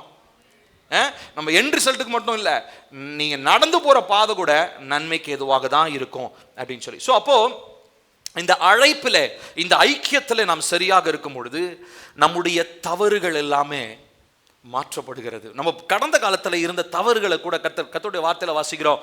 அவர் பாவங்களை எல்லாம் தம்முடைய முதுகுக்கு பின்னாடி என்ன பண்றாருங்களாம்? தூக்கி எறிந்து விட்டார். நம்முடைய அக்கிரமங்களை கிழக்குக்கும் மேற்குக்கும் எவ்வளவு தூரமோ அவ்வளவு தூரமாய் நம்முடைய பாவங்களை நம்மை விட்டு இதெல்லாம் சும்மா சாதாரணமாக எடுத்த உடனே ரட்சிக்கப்பட்ட நாளில் மாத்திரம் நடக்கிறது இல்லை. the more you get closer to God, தேவனோடு அதிகமாய் நெருங்க இந்த காரியம் நடக்கிறது. அடுத்ததாக தாமதமான கதவுகள் திறக்கப்படுகிறது. ஐக்கியத்திற்குள்ள வரும் பொழுது அந்த அழைப்பை நீங்க புரிந்து கொள்ளும் பொழுது அந்த அழைப்பு ஷார்ப்பா இருக்கணும். சும்மா அப்படியே இஷ்டத்துக்கு இப்ப பாத்தீங்கன்னா ஒரு சிலர்லாம் இந்த வேலை செய்யறவங்க இருப்பாங்க பாத்தீங்களா, என்ன வேலைன்னே படிச்சிருப்பாங்க, ஆனா என்ன கையில கிடைக்க வேலையை செய்யறாங்க அப்படின்வாங்க. ஆனா படிச்சது ஏதோ ஒரு பெரிய ஒரு டிகிரின்னு வச்சுப்போமே, இப்போ பிஇ கம்ப்யூட்டர் சயின்ஸ் படிச்சிருப்பாரு, ஆனா அவர் பாத்தீங்கன்னா வேற ஏதாவது வேலையை செஞ்சுட்டு இருப்பார். ஒரு கொரியர் வேலையில ஒரு கொரியர் டெலிவரி பர்சனா இருப்பார். ஏங்க இந்த வேலை செய்றீங்க? இல்லைங்க எனக்கு கிடைச்ச வேலை இதுதாங்க. அவர் 1008 காரணம் சொல்லுவார், எனக்கு உடம்பு சரியில்லை, அது சரியில்லை, மார்க் இல்லை, ஏதாவது ஒன்று சொல்லுவாருன்னு வச்சுக்கோங்களேன். ஆனா உண்மையாலுமே இந்த அழைப்பை பெற்றவங்க அப்படி கிடையாது. அவங்களுடைய காரியங்கள் ரொம்ப ஷார்ப்பாக இருக்கும். கர்த்தர் எதற்காக அழைக்கப்பட்டிருக்கிறாரோ அந்த வேலையை மாத்திரம் தான் செய்வாங்க. எனக்கு கிடைச்ச வேலையை நான் செய்கிறேங்க அப்படின்றது உலகம். ஆனால் தேவனுடைய பிள்ளைகள் அப்படி கிடையாது. இதுதான் என்னுடைய அழைப்பு, ஐக்கியம் கொள்வதுதான் என்னுடைய அழைப்பு, தேவனோடு நெருங்கி வருவது, தேவ சித்தத்தை செய்வது, பரிசுத்தத்தை காத்துக்கொள்வது, இதுதான் என்னுடைய அழைப்பு. இதில் நான் சரியா இருக்கும் போது மற்ற எல்லா காரியங்களையும் கர்த்தர் என்ன பண்ணுவாருங்க, அவர் சரியாக மாற்ற உண்மை உள்ளவர். ஸோ அப்போ தாமதமான கதவுகள் திறக்கப்படுகிறது ஐக்கியம் கொள்ளும்போது. அடுத்து மூன்றாவதாக, நமக்கு வலி வேதனைகள் இருந்தாலும் அதையெல்லாம் அர்த்தமுள்ளதாக மாற்றப்படுகிறது. நீங்க உங்களுடைய அழைப்புல இருந்தீங்கன்னு வச்சுக்கோங்களேன், அந்த அழைப்புல வேதனையே இல்லைன்னா சொல்ல முடியாது. அந்த அழைப்புல வேதனைகள், ஏன்னா ஏசப்பா வர ரொம்ப தெளிவாக வர சொல்லிட்டு போயிட்டாரு, என் பின்னாடி வர்றதா இருந்தால் என்னத்தை தூக்கிட்டு வரணும், சிலுவையை தூக்கிட்டு வரணும்னு வர சொல்லிட்டாரு. ஸோ கண்டிப்பாக அதில் என்ன இருக்கும், பெயின் இருக்கும், வலி இருக்கும். But it is meaningful. அந்த வலி ஒரு அர்த்தத்தை கொடுக்கும். சும்மா அதை என்ன சொல்றது, நம்மளை அப்படியே சித்திரவதை பண்ற ஒரு வலியா இருக்காது, நம்முடைய வாழ்க்கைக்கு அர்த்தத்தை கொடுக்கிற வலிகளாக இருக்கும். அது அர்த்தமாக மாறும். அடுத்ததாக, நாம் அழைப்பில் உறுதியா இருக்கும் பொழுது நம்முடைய வாழ்க்கையில பிரேக் த்ரூ, ஒரு கட்டப்பட்ட நிலையெல்லாம் மாற்றப்படுகிறது. நிறைய பேருடைய வாழ்க்கையில இன்னும் பிரேக் த்ரூ வராததுக்கு காரணம், விடுதலை வராததுக்கு காரணம் என்ன தெரியுங்களா? You are not sure about your calling. உங்களுடைய அழைப்பை பற்றி நீங்கள் தெளிவில்லாதவர்களாக இருக்கிறீர்கள். எதற்காக நான் வரேன், ஏதோ சர்ச்சுக்கு வரேன், அவ்வளவுதான். நான் ஏற்கனவே சொல்றதான் திரும்ப சொல்லுவேன், பல தாட்டி நான் உங்களுக்கு சொல்லிட்டேன். ரட்சிக்கப்படுறதுக்கு முன்னாடி வெள்ளிக்கிழமை போய் என்ன பண்ணிட்டு இருந்தோம் கோயில்ல. இப்போ மட்டும் டேட் மட்டும் மாறிடுச்சு, வெள்ளிக்கிழமை மாறி ஞாயிற்றுக்கிழமை மட்டும் இப்படி பண்ணிக்கிட்டு இருக்கிறோம் எல்லாரும். இது மட்டும் தானா? இந்த வித்தியாசம் இல்லையே. இதை தாண்டி ஒரு அர்த்தமுள்ள ஒரு வாழ்க்கைக்காக கர்த்தர் நம்மளை அழைத்திருக்கிறார். அழைப்பு அதுதான். இந்த அழைப்பு தான் இந்த நாளில் நான் உங்களுக்கு உங்க மனசுல, ஆழ் மனசுல நீங்க பதிய வச்சுக்கோங்க. கர்த்தர் உங்களை நேசிக்கிறார், முன் அறிந்திருக்கிறார், முன் குறித்திருக்கிறார், உங்களை அழைத்திருக்கிறார், நீதிமானாக்கி இருக்கிறாரா, உங்களை மகிமையும் படுத்துகிறார். ஹல்லேலூயா. சரி, அப்போ இந்த அழைப்பை நாம் தெரிந்து கொள்வது எப்படி? How should I be so sure about my calling?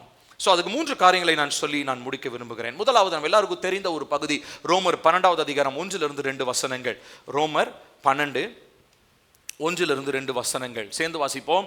அப்படி இருக்க சகோதரரே, நீங்கள் உங்கள் சரீரங்களை பரிசுத்தமும் தேவனுக்கு பிரியமுமான ஜீவ பலியாக ஒப்புக் கொடுக்க வேண்டும் என்று தேவனுடைய இரக்கங்களை முன்னிட்டு உங்களை வேண்டிக் கொள்கிறேன். இதுவே நீங்கள் செய்யத்தக்க புத்தியுள்ள ஆராதனை. நீங்கள் இந்த பிரபஞ்சத்திற்கு ஒத்த வேஷம் தெரியாமல் தேவனுடைய நன்மையும் பிரியமும் பரிபூர்ணமுமான சித்தம் இன்னதென்று பகுத்தறியத்தக்க உங்கள் மனம் புதிதாகிறதுனாலே மறுரூபமாகுங்கள். இப்போ ஒரு வித்தியாசத்தை நான் உங்களுக்கு சுட்டி காட்ட விரும்புகிறேன். எல்லாரும் கவனிக்கிறேன், என்னை பாருங்க. பழைய ஏற்பாட்டில் செலுத்தப்பட்ட பலிகள் எல்லாம் மரித்து, அதாவது வெட்டப்பட்டு, உயிர், அதாவது அதோட ஆடையோ ஏதோ ஒரு கன்றுக்குட்டியோ அதனுடைய கழுத்தை என்ன பண்ணுவாங்க, அறுத்து ரத்தம்லாம் சிந்தி அதுக்கப்புறம் தான் பலிபீடத்தில் வைப்பாங்க. ஆனால் புதிய ஏற்பாட்டில் பலிபீடம் அப்படி கிடையாது. இது ஜீவனுள்ள பலி. அப்படின்னா என்ன அர்த்தமா, உயிரோடைய பலிபீடத்தில் போய் உட்காந்துடணும். யோசிச்சு பாருங்க, கஷ்டம் தானே? ஏங்க நான் சொல்றது உங்களுக்கு புரியுதா? பழைய ஏற்பாட்டில் இருக்கிற பலி, அதாவது அந்த நெருப்பு இறங்கி, இப்போ எலியா வந்து கர்மேல் மலையில் வந்து ஒரு பலிபீடத்தை கற்றி பாகால் தெய்வமா, தேவன் யெகோவா தெய்வமான ஒரு வித்தியாசத்துக்காக இது பண்றாரு. அங்கே பார்த்தீங்கன்னா ஒரு கன்றை வந்து அவங்க என்ன பண்றாங்க, அவங்க வெட்டி, அதாவது அதனுடைய ரத்தத்தை சிந்தப்பட்டு அதுக்கப்புறம் என்ன பண்ணுது, அங்கே பலிபீடத்தில் வைக்கப்படுது. தேவனுடைய அக்கினி வந்து அதை பட்சித்து போடுது அந்த பலியை. இப்போ உயிரோடு இருந்துச்சுன்னா எப்படி இருந்திருக்கும்? பயங்கர வேதனையா இருந்திருக்கும் இல்லையா? இப்போ நியூ டெஸ்டமென்ட் புதிய ஏற்பாட்டில் அதை தான் இங்கே நம்ம வாசிக்கிறோம். உங்களை செத்து போன பலியா இல்ல, ஜீவ பலியா நீங்க ஒப்பு கொடுங்க. இப்ப பாருங்க, நான் சொல்றது புரியுது உங்களுக்கு? அது கொஞ்சம் கஷ்டம் இல்லையா? உயிரோட பலிபீடத்துல ஏறி உட்கார்றது ரொம்ப ரொம்ப கஷ்டம். பழைய ஏற்பாட்டில் ஒருத்தர் மட்டும் தான் அப்படி செய்ய போனாரு, பட் எஸ்கேப் ஆயிட்டாரு. யாரு? ஈசாக்கு. அவரை வந்து கட்டி பலிபீடத்தில் உட்கார வச்சாங்க, ஜஸ்ட் மிஸ். பாடா, ஈசாக்கு மூச்சு வந்துருக்கும், எங்கள் அப்பா என்ன செய்யறான்னு தெரியலையே, கத்தியோ ஓங்குறானே அப்படின்னு யோசித்திருப்பாரு. பட் கீழ்ப்படுதல் உள்ள மகனாகி ஈசாக்கு என்ன பண்ணிட்டாருங்க, எஸ்கேப் ஆயிட்டாரு. இப்போ அந்த மாதிரி தான் கர்த்தர் நம்மளை எதிர்பார்க்கிறாரு, ஜீவனுள்ள பலியாக. அப்படின்னா என்ன அர்த்தம்? எனக்கு சுயம் இருக்குது, மூச்சு பேச்சு இருக்குது, உசுர் இருக்குது, நான் நினைச்சா என்ன வேணா பண்ண முடியும். ஆனா என் கையை காலையெல்லாம் கட்டி நான் என்ன பண்ணிட்டேன், பலிபீடத்தில் நானே ஒப்பு கொடுத்துட்டேன். என்னை யாரும் ஃபோர்ஸ் பண்ணல, பாஸ்டர் எதுவும் சொல்லலை, எங்கள் அம்மா அப்பா எதுவும் சொல்லலை. நானே என்னுடைய கையும் காலையும் கட்டி உயிருள்ள பலியாக அந்த பலிபீடத்தில் நான் அர்ப்பணிக்கிறேன். ஸோ இந்த அழைப்பை முதலாவது நீங்கள் தெரிந்து கொள்ளணும். உங்களுடைய அழைப்பு, உங்கள் மேலே கர்த்தர் வச்சிருக்க தெய்வீக அழைப்பை தெரிந்து கொள்ளணும்னா இந்த ஜீவ பலியாக ஒப்பு கொடுக்குற விஷயத்தை நீங்கள் ஃபஸ்ட்டு தெளிவாக புரிஞ்சுக்கணும். அப்படின்னா என்ன அர்த்தம்? எனக்குன்னு ஒரு சுயம் ஒன்று இருக்குங்க, ஆனால் அந்த சுயத்தின்படி நான் என்ன பண்ண முடியாது, வாழ முடியாது. யாரு? அழைக்கப்பட்ட மனுஷன். அவன் என்ன பண்ணுவான்னா தேவ சித்தத்திற்கு அவன் தன்னை விட்டு கொடுப்பான். இப்போ ஒரு காரியம் எனக்கு செய்யணும்னு ஆசையாக இருக்கலாம், ஆனால் அந்த ஆசையாக இருக்கிற காரியத்தை நான் செய்ய மாட்டேன். ஏன்னா என் கை கால்லாம் என்ன ஆயிடுச்சு, கட்டப்பட்டுருச்சு. இப்போ நான் என்ன பண்ண, என்னைய யாருடைய தயவுல தான் இருக்கிறேன், யாருடைய சித்தத்தை தான் நான் பார்த்துட்டு இருக்கிறேன். பலிபீடத்தில் யாருக்கு நான் அர்ப்பணிக்கிறேனோ அவருடைய சித்தத்தை நான் எதிர்பார்த்து கொண்டு இருக்கிறேன். இப்போ இந்த காரியத்தில் நாம் தெளிவாக நாம் இருக்க வேண்டும். ஸோ இந்த உங்களுடைய சரீரத்தை தினசரி ஜீவ பலியாக ஒப்பு கொடுக்கிற ஒரு பழக்க வழக்கம் நம்ம வாழ்க்கையில் இல்லைன்னா நம்முடைய அழைப்பை நாம் புரிந்து கொள்ள அறிந்து கொள்ள முடியாது. அடுத்து ரெண்டாவதா அதே வசனத்தில் வாசிக்கிறோம், நம்முடைய சிந்தை மறுரூபமாக்கப்பட வேண்டும். இல்லையா? தேவனுடைய சித்தம் என்னதென்று பகுத்தறியத்தக்க உங்கள் மனம் புதிதாகிறதுனாலே மறுரூபமாக்கப்படுங்கள். இந்த மறுரூபமாக்கப்படாத, நான் ஒரு ரெண்டு வித்தியாசம் சொல்றேன், நல்லா கவனிங்க எல்லாரும். நீ பாருங்களேன், மறுரூபமாக்கப்படாத சிந்தர்கள் இல்லைங்களா, அது என்ன தெரியுங்களா பண்ணும்? அது என்ன கேள்வி கேட்கணும்? எந்த ஒரு வேலையை செய்யறதுக்கு முன்னாடி நான் இதை செஞ்சா எனக்கு இதுல என்னது ஆதாயம் கிடைக்குமா அப்படின்னு யோசிக்கும். அது என்ன மூளை தெரியுமா? மறுரூபமாக்கப்படாத மூளை. அது என்ன பண்ணும்னா எதுலையுமே ஒரு ஆதாயத்தை அது தேடும். இதுல எனக்கு என்ன கிடைக்கும், இப்படி செய்யற, இதை செய்ய சொல்றாரு, செஞ்சா எனக்கு என்ன கிடைக்கும்? இப்போ ஒருவேளை சர்ச்சுக்கு வந்து ஏதாவது நீங்க எதிர்பார்த்து வந்திருந்தீங்கன்னா உங்களுடைய சிந்தை என்ன ஆகல, மறுரூபமாக்கப்படலை. ஆனா மறுரூபமாக்கப்பட்ட மூளை என்ன தெரியுங்களா பண்ணும்? நான் தேவனுக்கு கீழ்ப்படிவதனாலே நான் எதை பெற்றுக்கொள்ளுகிறேன். ரெண்டுக்கும் வித்தியாசம் இருக்கு. நான் ஒரு காரியத்தை செய்யும் போது எனக்கு என்ன நடக்கும்னு எதிர்பார்க்கறது வேற. மறுரூபமாக்கப்பட்ட இருதயம் என்ன தெரியுங்களா யோசிக்கும்? நான் தேவனுக்கு இந்த விஷயத்துல நான் கீழ்ப்படுகிறேன், அதனால தேவன் எனக்கு ஏதோ ஒன்று தருவார். கண்டிப்பா நான் எதிர்பார்க்கிற விஷயம் தான் கிடைக்கணும்னு இல்லை, அவர் ஏதோ ஒரு, ஆனா எதை கொடுத்தாலும் அவர் எப்படி தான் கொடுப்பாரு, சிறந்ததை தான் கொடுப்பாரு. ஏன்னா என்னுடைய முழு கீழ்ப்படிதல்ல நான் என்ன பண்ணியிருக்கேன், அவருக்கு கீழ்ப்படிஞ்சிருக்கேன். நான் சொல்றது புரியுதுங்களா? மறுரூபமாக்கப்பட்ட இருதயம் மறுரூபமாக்கப்படாத இருதயத்துக்கு இதுதான் வித்தியாசம். மறுரூபமாக்கப்படாத இருதயம் என்ன பண்ணுமா, சுய ஆதாயத்தை தேடும். எனக்கு என்ன கிடைக்கும், சர்ச்சுக்கு போனால் எனக்கு என்ன வரும், ஜோம் பண்ணால் எனக்கு என்ன கிடைக்கும், பைபிள் வாசிச்சா எனக்கு ஏதாவது நல்லது நடக்கும்னா அது உடனே செய்வோம். இப்போ ரட்சிக்கப்படாததுக்கு முன்னாடி ஒரு மந்திரத்தை சொல்லி எழுத சொல்லுவாங்க. 1000 தட்டி எழுது, என்ன வரும், அது வரும், இது வரும், வந்து கதவை தட்டும், அது பண்ணும், இது பண்ணும், என்னென்னலாம் பண்ணியிருப்போம் இல்லையா? நீங்கள் பண்ணீங்களான்னு தெரில, பட் உலகம் அப்படி தான் இருக்குது. பொதுவாக இதுதான் உலகத்தினுடைய எதிர்பார்ப்பு. நான் இதை செஞ்சா, கடவுளுக்கு இதை நான் கொடுத்தேன்னா, கடவுள் எதிர்பார்க்கிற விஷயத்தை நான் செஞ்சேன்னா அவருக்கு எனக்கு ஏதாவது தருவாரா அப்படின்னு எதிர்பார்க்கிற மூளை மறுரூபமாக்கப்படாத மூளை, அது சிந்தை. ஆனால் மறுரூபமாக்கப்பட்ட சிந்தை என்ன பண்ணுன்னா, நான் அவரை நேசிக்கிறேன், அதனால் அவருக்கு நான் கீழ்ப்படுகிறேன். I love him and because of that I obey him. நான் அவரை நேசிக்கிறேன், அதனால் அவருக்கு நான் கீழ்ப்படுகிறேன். அவர் அது எனக்கு எப்படி, அவர் என்ன கொடுக்குறாரோ எப்போ கொடுக்குறாரோ அது ரெண்டாவது. நான் அதை எதிர்பார்க்கவே கிடையாது. என்னுடைய எதிர்பார்ப்பு அவர் கையிலேருந்து எனக்கு ஏதாவது வரும்ன்றது இல்லை. நான் அவரை நேசிக்கிறேன், நான் அவருக்கு கீழ்ப்படிவேன். இதுதான் மறுரூபமாக்கப்பட்ட சிந்தையில் இருக்கக்கூடியதான எண்ணமாக இருக்கிறது. அடுத்து மூன்றாவதாக இந்த அழைப்பை நாம் அறிந்து கொள்கிற விதம், தேவனுடைய சித்தத்தை நாம் கண்டறிய வேண்டும். தேவனுடைய சித்தத்தை நாம் கண்டறிய வேண்டியது அவசியமாக இருக்கிறது. அப்போ தேவனுடைய சித்தம் எப்படிப்பட்டதுன்னு தெரிஞ்சுக்கிட்டோம்னா அதுக்கு முழு மூச்சா நம்ம செயல்படுவோம். ஒருவேளை படிப்பாக இருக்கலாம், தொழிலாக இருக்கலாம், திருமண காரியமாக இருக்கலாம். ஏங்க எல்லாரும் தேவ சித்தம் இப்படி அடிச்சுக்கிறோம்? ஏன் அதில் என்ன அப்படி இருக்குது? ஏன்னா அதில் தான் சிறந்ததே இருக்குது. ஹல்லேலூயா. தேவ சித்தம் செய்கிறவங்களுக்கு மாத்திரம் தான் அது தெரியும். மற்றவங்களுக்குலாம் இப்போ நான் சொன்னேன் இல்லைங்களா, அதாவது லவ் பண்ணுறவனுக்கு லவ் பண்ணாதவங்களாம் பைத்தியக்காரனா தெரியுவான், லவ் பண்ணாதவனுக்கு லவ் பண்ணுறவன் பைத்தியக்காரனா தெரியுவான். அந்த மாதிரி தான் இதுவும். தேவ சித்தத்தை செய்கிறவனுக்கு தேவ சித்தத்தை செய்யாதவங்களாம் மென்டல் மாதிரி தெரியுவான். ஆனால் தேவ சித்தம் செய்யாதவன், இவன் என்னடா எதை எடுத்தாலும் தேவ சித்தம், இவன் எனக்கு என்ன நட்டு கண்டுருச்சான் அவனுக்கு அப்படின்னு அவன் யோசிப்பான். ஏன்னா இதனுடைய அருமை அவனுக்கு தெரியல. அதனால வெளியிலிருந்து தேவ சித்தம்னா என்னன்னே தெரியாம அவன் காலம் ஃபுல்லா தலையை சொரிஞ்சிட்டே உட்காந்துட்டு இருக்க வேண்டியதான். இப்போ பாருங்க, தேவனுடைய சித்தம் என்பது 3 காரியங்கள். முதலாவது, அது அது நல்லது, it is good, it is beneficial. அடுத்து இரண்டாவதாக இட் இஸ் அக்செப்டபிள், அது ஏற்றுக்கொள்ளப்படத்தக்கது, இட் இஸ் ப்ளீசிங் அப்படின்னு சொல்றோம்.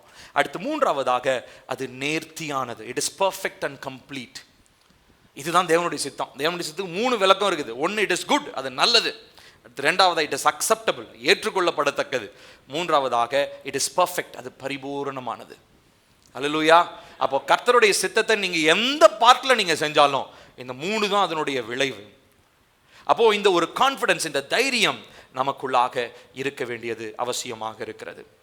ஒரு வசனத்தை வாசிக்க போகிறோம். 1 கொரிந்தியர் 9:24 நம்ம விதமாக வாசிக்கிறோம். இப்ப அழைப்பை பத்தி பேசியாச்சு, அழைப்பு என்னன்றதை சொல்லியாச்சு. இப்ப அழைப்பை பத்தி பவுல் ஒரு காரியத்தை சொல்றாரு. 1 கொரிந்தியர் 9:24. 1 கொரிந்தியர் 9:24. ஓடுகிறவர்கள் எல்லாரும் ஓடுவார்கள், ஆகிலும் ஒருவனே பந்தயத்தை பெறுவான் என்று அறியீர்களா? நீங்கள் பெற்றுக்கொள்ளத்தக்கதாக ஓடுங்கள். நல்லா கவனிக்கணும். ஒரு அத்லீட், ஒரு ஓட்டப்பந்தய வீரர் வெறுமனே தன்னுடைய திறமையினால் மாத்திரம் அவர் ஜெயிப்பது இல்லை. அவர் எதனால் ஜெயிக்கிறார் தெரியுங்களா? தன்னுடைய பழக்க வழக்கத்தினால் அவர் ஜெயிக்கிறார். A person wins by discipline and not by gifts or talents. வரங்களினாலும் தாளந்துகளினாலும் ஒரு மனிதன் ஜெயிப்பது இல்லை. அப்ப நான் என்ன சொல்ல வரேன்னா, இந்த அழைப்பை நடைமுறைப்படுத்துறதுல நமக்கு என்ன இருக்கணும் தெரியுங்களா? பழக்கம், ஒரு ஒழுக்கம் வேண்டும்.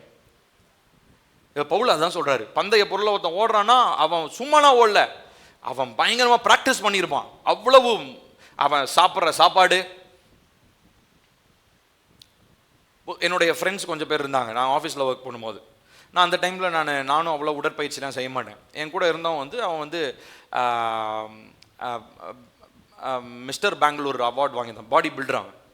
அவங்க கூட ஹோட்டல் போகிறதுக்கு எல்லாருமே யோசிப்பாங்க. ஏன்னா அவங்க கூட போனால் எதையுமே சாப்பிட முடியாது. அது சாப்பிடக்கூடாது, அதில் கார்போஹைட்ரேட் அதிகம்னுவான். அதில் ப்ரோட்டீன் இதை சாப்பிடு அப்படின்வான். அதெல்லாம் ஜங்கு, அந்த ஃப்ரைட் ஐட்டம் சாப்பிட அவங்க கூட யாருமே போக மாட்டாங்க ஹோட்டலுக்கு. அவன் ஹோட்டலுக்கு போகலாம் அப்படின்னா அவனை தனியாக விட்டுருவாங்க. ஏன்னா அவன் தன்னுடைய சரீரத்தை கட்டுக்கோப்பாக வச்சுக்கிறதுக்கு அவர் என்ன பண்ணுறாரு தெரியுங்களா? ஃபுட்டு, அவர் ஈட்டிங் ஹேபிட், சாப்பிட்ற காரியத்தில் அவ்வளவு ஒழுக்கம். இப்போ இப்போ எப்படி இருக்கான்னு தெரியல, மேபி ஒரு 80-90 வயசுல எல்லாமே தோல்கள்லாம் அழுகி போய் அவன் செத்து போனா அவனுடைய சரீரமும் அழுகிதான் போகுது. அழுகி போகிற இந்த காரியத்துக்கு இவர் இவ்வளோ டிசிப்ளின். அதுதான் பவுல் சொல்றாரு, அழுகி போறதுக்கு இவ்வளோ டிசிப்ளின்னா இந்த அழைப்பு நித்திய காலமா இருக்க போறது உங்களுக்கு எவ்வளோ டிசிப்ளின் வேணும் இல்லையா? ஸோ இந்த ஆவிக்குரிய ஒழுக்கங்கள், ஸ்பிரிச்சுவல் டிசிப்ளின்ஸ், இது பல முறை நம்முடைய ஆலயத்தில், நம்முடைய ஆராதனைகளில், பிரசங்கங்களில் நம்ம பேசி இருக்கிறோம். தொடர்ந்து ஜெபிப்பது, தேவனுடைய வார்த்தையை தியானிப்பது, ஐக்கியம் கொள்ளுவது, இதெல்லாமே ரொம்ப ரொம்ப முக்கியம். இதெல்லாமே ஆவிக்குரிய ஒழுங்குகள். பொதுவாக இந்த ஒழுங்குன்ன ஒன்று நமக்கு நம்ம மைண்ட் என்ன பண்ணுதுன்னா ஒரு நெகட்டிவிட்டியை உருவாக்குது. இது ரொம்ப ஸ்ட்ரிக்ட்டுங்க, ஐயோ இதெல்லாம் முடியாதுங்கன்ற மாதிரி தான் நமக்கு தோணுதே ஒழிய இது நம்முடைய நலனுக்காக தான் சொல்லப்படுதுன்னு யாருக்காவது மண்டையில் ஏறுதா? ஏறவே மாட்டேங்குது இல்லைங்களா? இதுதான் இன்னைக்கு நம்ம பழகி கொள்ளணும். ஸோ அப்போ ஆவிக்குரிய வாழ்க்கையில இந்த அழைப்பில நிலைத்திருக்க நாம் பழக வேண்டும். ஒரு நாள் 2 நாள் இல்லை, தொடர்ச்சியாக ஒவ்வொரு நாளும் இந்த அழைப்பை உறுதிப்படுத்தி கொண்டு அழைப்பில நிலைத்திருக்க, அழைப்பில உறுதியாயிருக்க நாம் பழகி கொள்ள வேண்டும். ஒரே ஒரு வசனத்தை வாசிச்சு முடிக்க போறோம். எபிரேயர் 12:1-2. சீக்கிரமா எடுங்க. எபிரேயர் 12:1-2.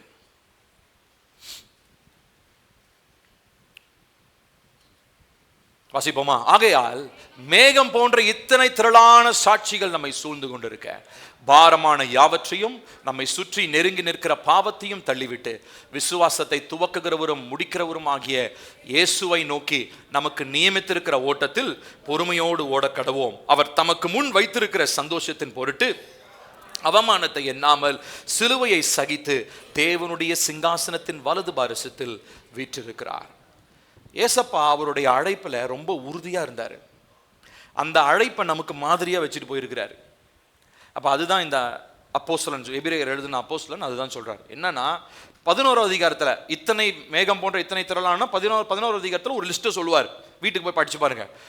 இவங்க எல்லாம் பெரிய விசுவாசத்தினால பெரிய பெரிய ஜாம்பவான்கள். அவங்களாம் அவ்வளோ பெரிய விஷயம் சாதிச்சுட்டாங்க.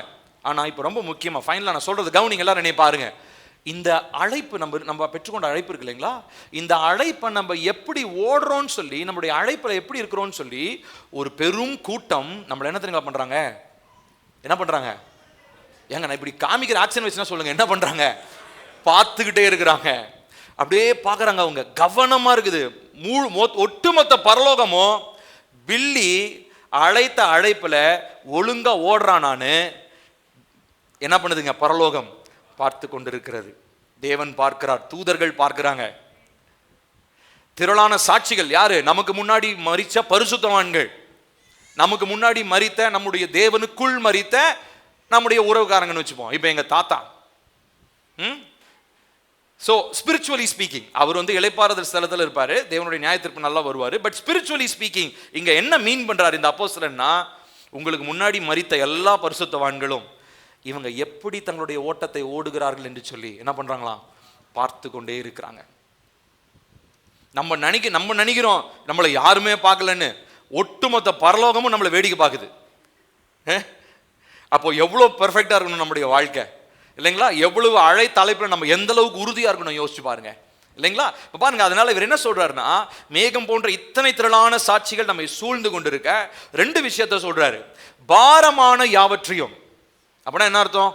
இந்த ஐக்கியம், இந்த அழைப்புல ஓட முடியாம கால்லையும் கையிலையும் தலைமையிலையும் முதுகுலையும் சுமந்துட்டு இருக்கிற எல்லாத்தையும் தூக்கி போட்டுட்டு நம்மை சுற்றி நெருங்கி நிற்கிற பாவத்தையும் தள்ளிவிட்டு, ரெண்டு விஷயத்த சொல்றாரு. ஒன்னு பாரமா, அடுத்ததா பாவம். ரெண்டு தாங்க சொல்றாரு. ஸோ அழைப்புல நமக்கு பெரிய பிரச்சனையா இருக்கிறது ரெண்டு தான். ஒன்னு பாரம், இன்னொன்னு பாவம். திரும்ப சொல்லுங்க, என்னன்னது? பாரம், இன்னொன்னு பாவம். பாரம்னா என்னது? உலக கவலைகள். நான் என்ன பண்ணுவேன், நாளைக்கு என்ன பண்ணுவேன், அதுக்கு என்ன பண்ணுவேன், திருமணத்துக்கு என்ன பண்ணுவேன், பிள்ளைக்கு என்ன பண்ணுவேன், பணத்துக்கு என்ன பண்ணுவேன், இதெல்லாம் பாரம். அடுத்ததா என்ன சொல்றாரு? பாவம். பாவம்னா என்ன அர்த்தம்? வெளியில இருந்து வந்தது, எங்க அம்மா அப்பா கிட்ட இருந்து எனக்கு வந்தது, பிசாசுனால எனக்குள்ள வந்தது, நான் தேவையில்லாம போன்ல ரீல்ஸும் ஷார்ட்ஸும் பார்த்தேன் பார்த்தீங்களா, அது நிமித்தமா எனக்குள்ள வந்தது, இதெல்லாம் பாவம். இதெல்லாத்தையும் கொஞ்சம் ஓரம் கட்டிட்டு உனக்கு கொடுக்கப்பட்டிருக்கிற அழைப்புல என்ன பண்ணு? பொறுமையோடு நீ என்ன பண்ணுப்பா? ஓடு. அவர் தமக்கு முன், அதுக்கு எக்ஸாம்பிளா சொல்றாரு, ஏசப்பா அதுதான் செஞ்சாரு. 2வது வசனத்துல பாருங்க என்ன போட்டிருக்காரு? தமக்கு முன் வைத்திருக்கிற சந்தோஷத்தின் பொருட்டு அவமானத்தை எண்ணாமல் சிலுவையை சகித்து தேவனுடைய வலது பார்சத்தில் அவர் வீற்றிருக்கிறார். இந்த பூமியில 3.5 வருஷம் அவர் இருந்த ஊழியம் செஞ்ச அந்த காலத்துல ஏசப்பா தன்னுடைய அழைப்புல எப்படி இருந்தாரு?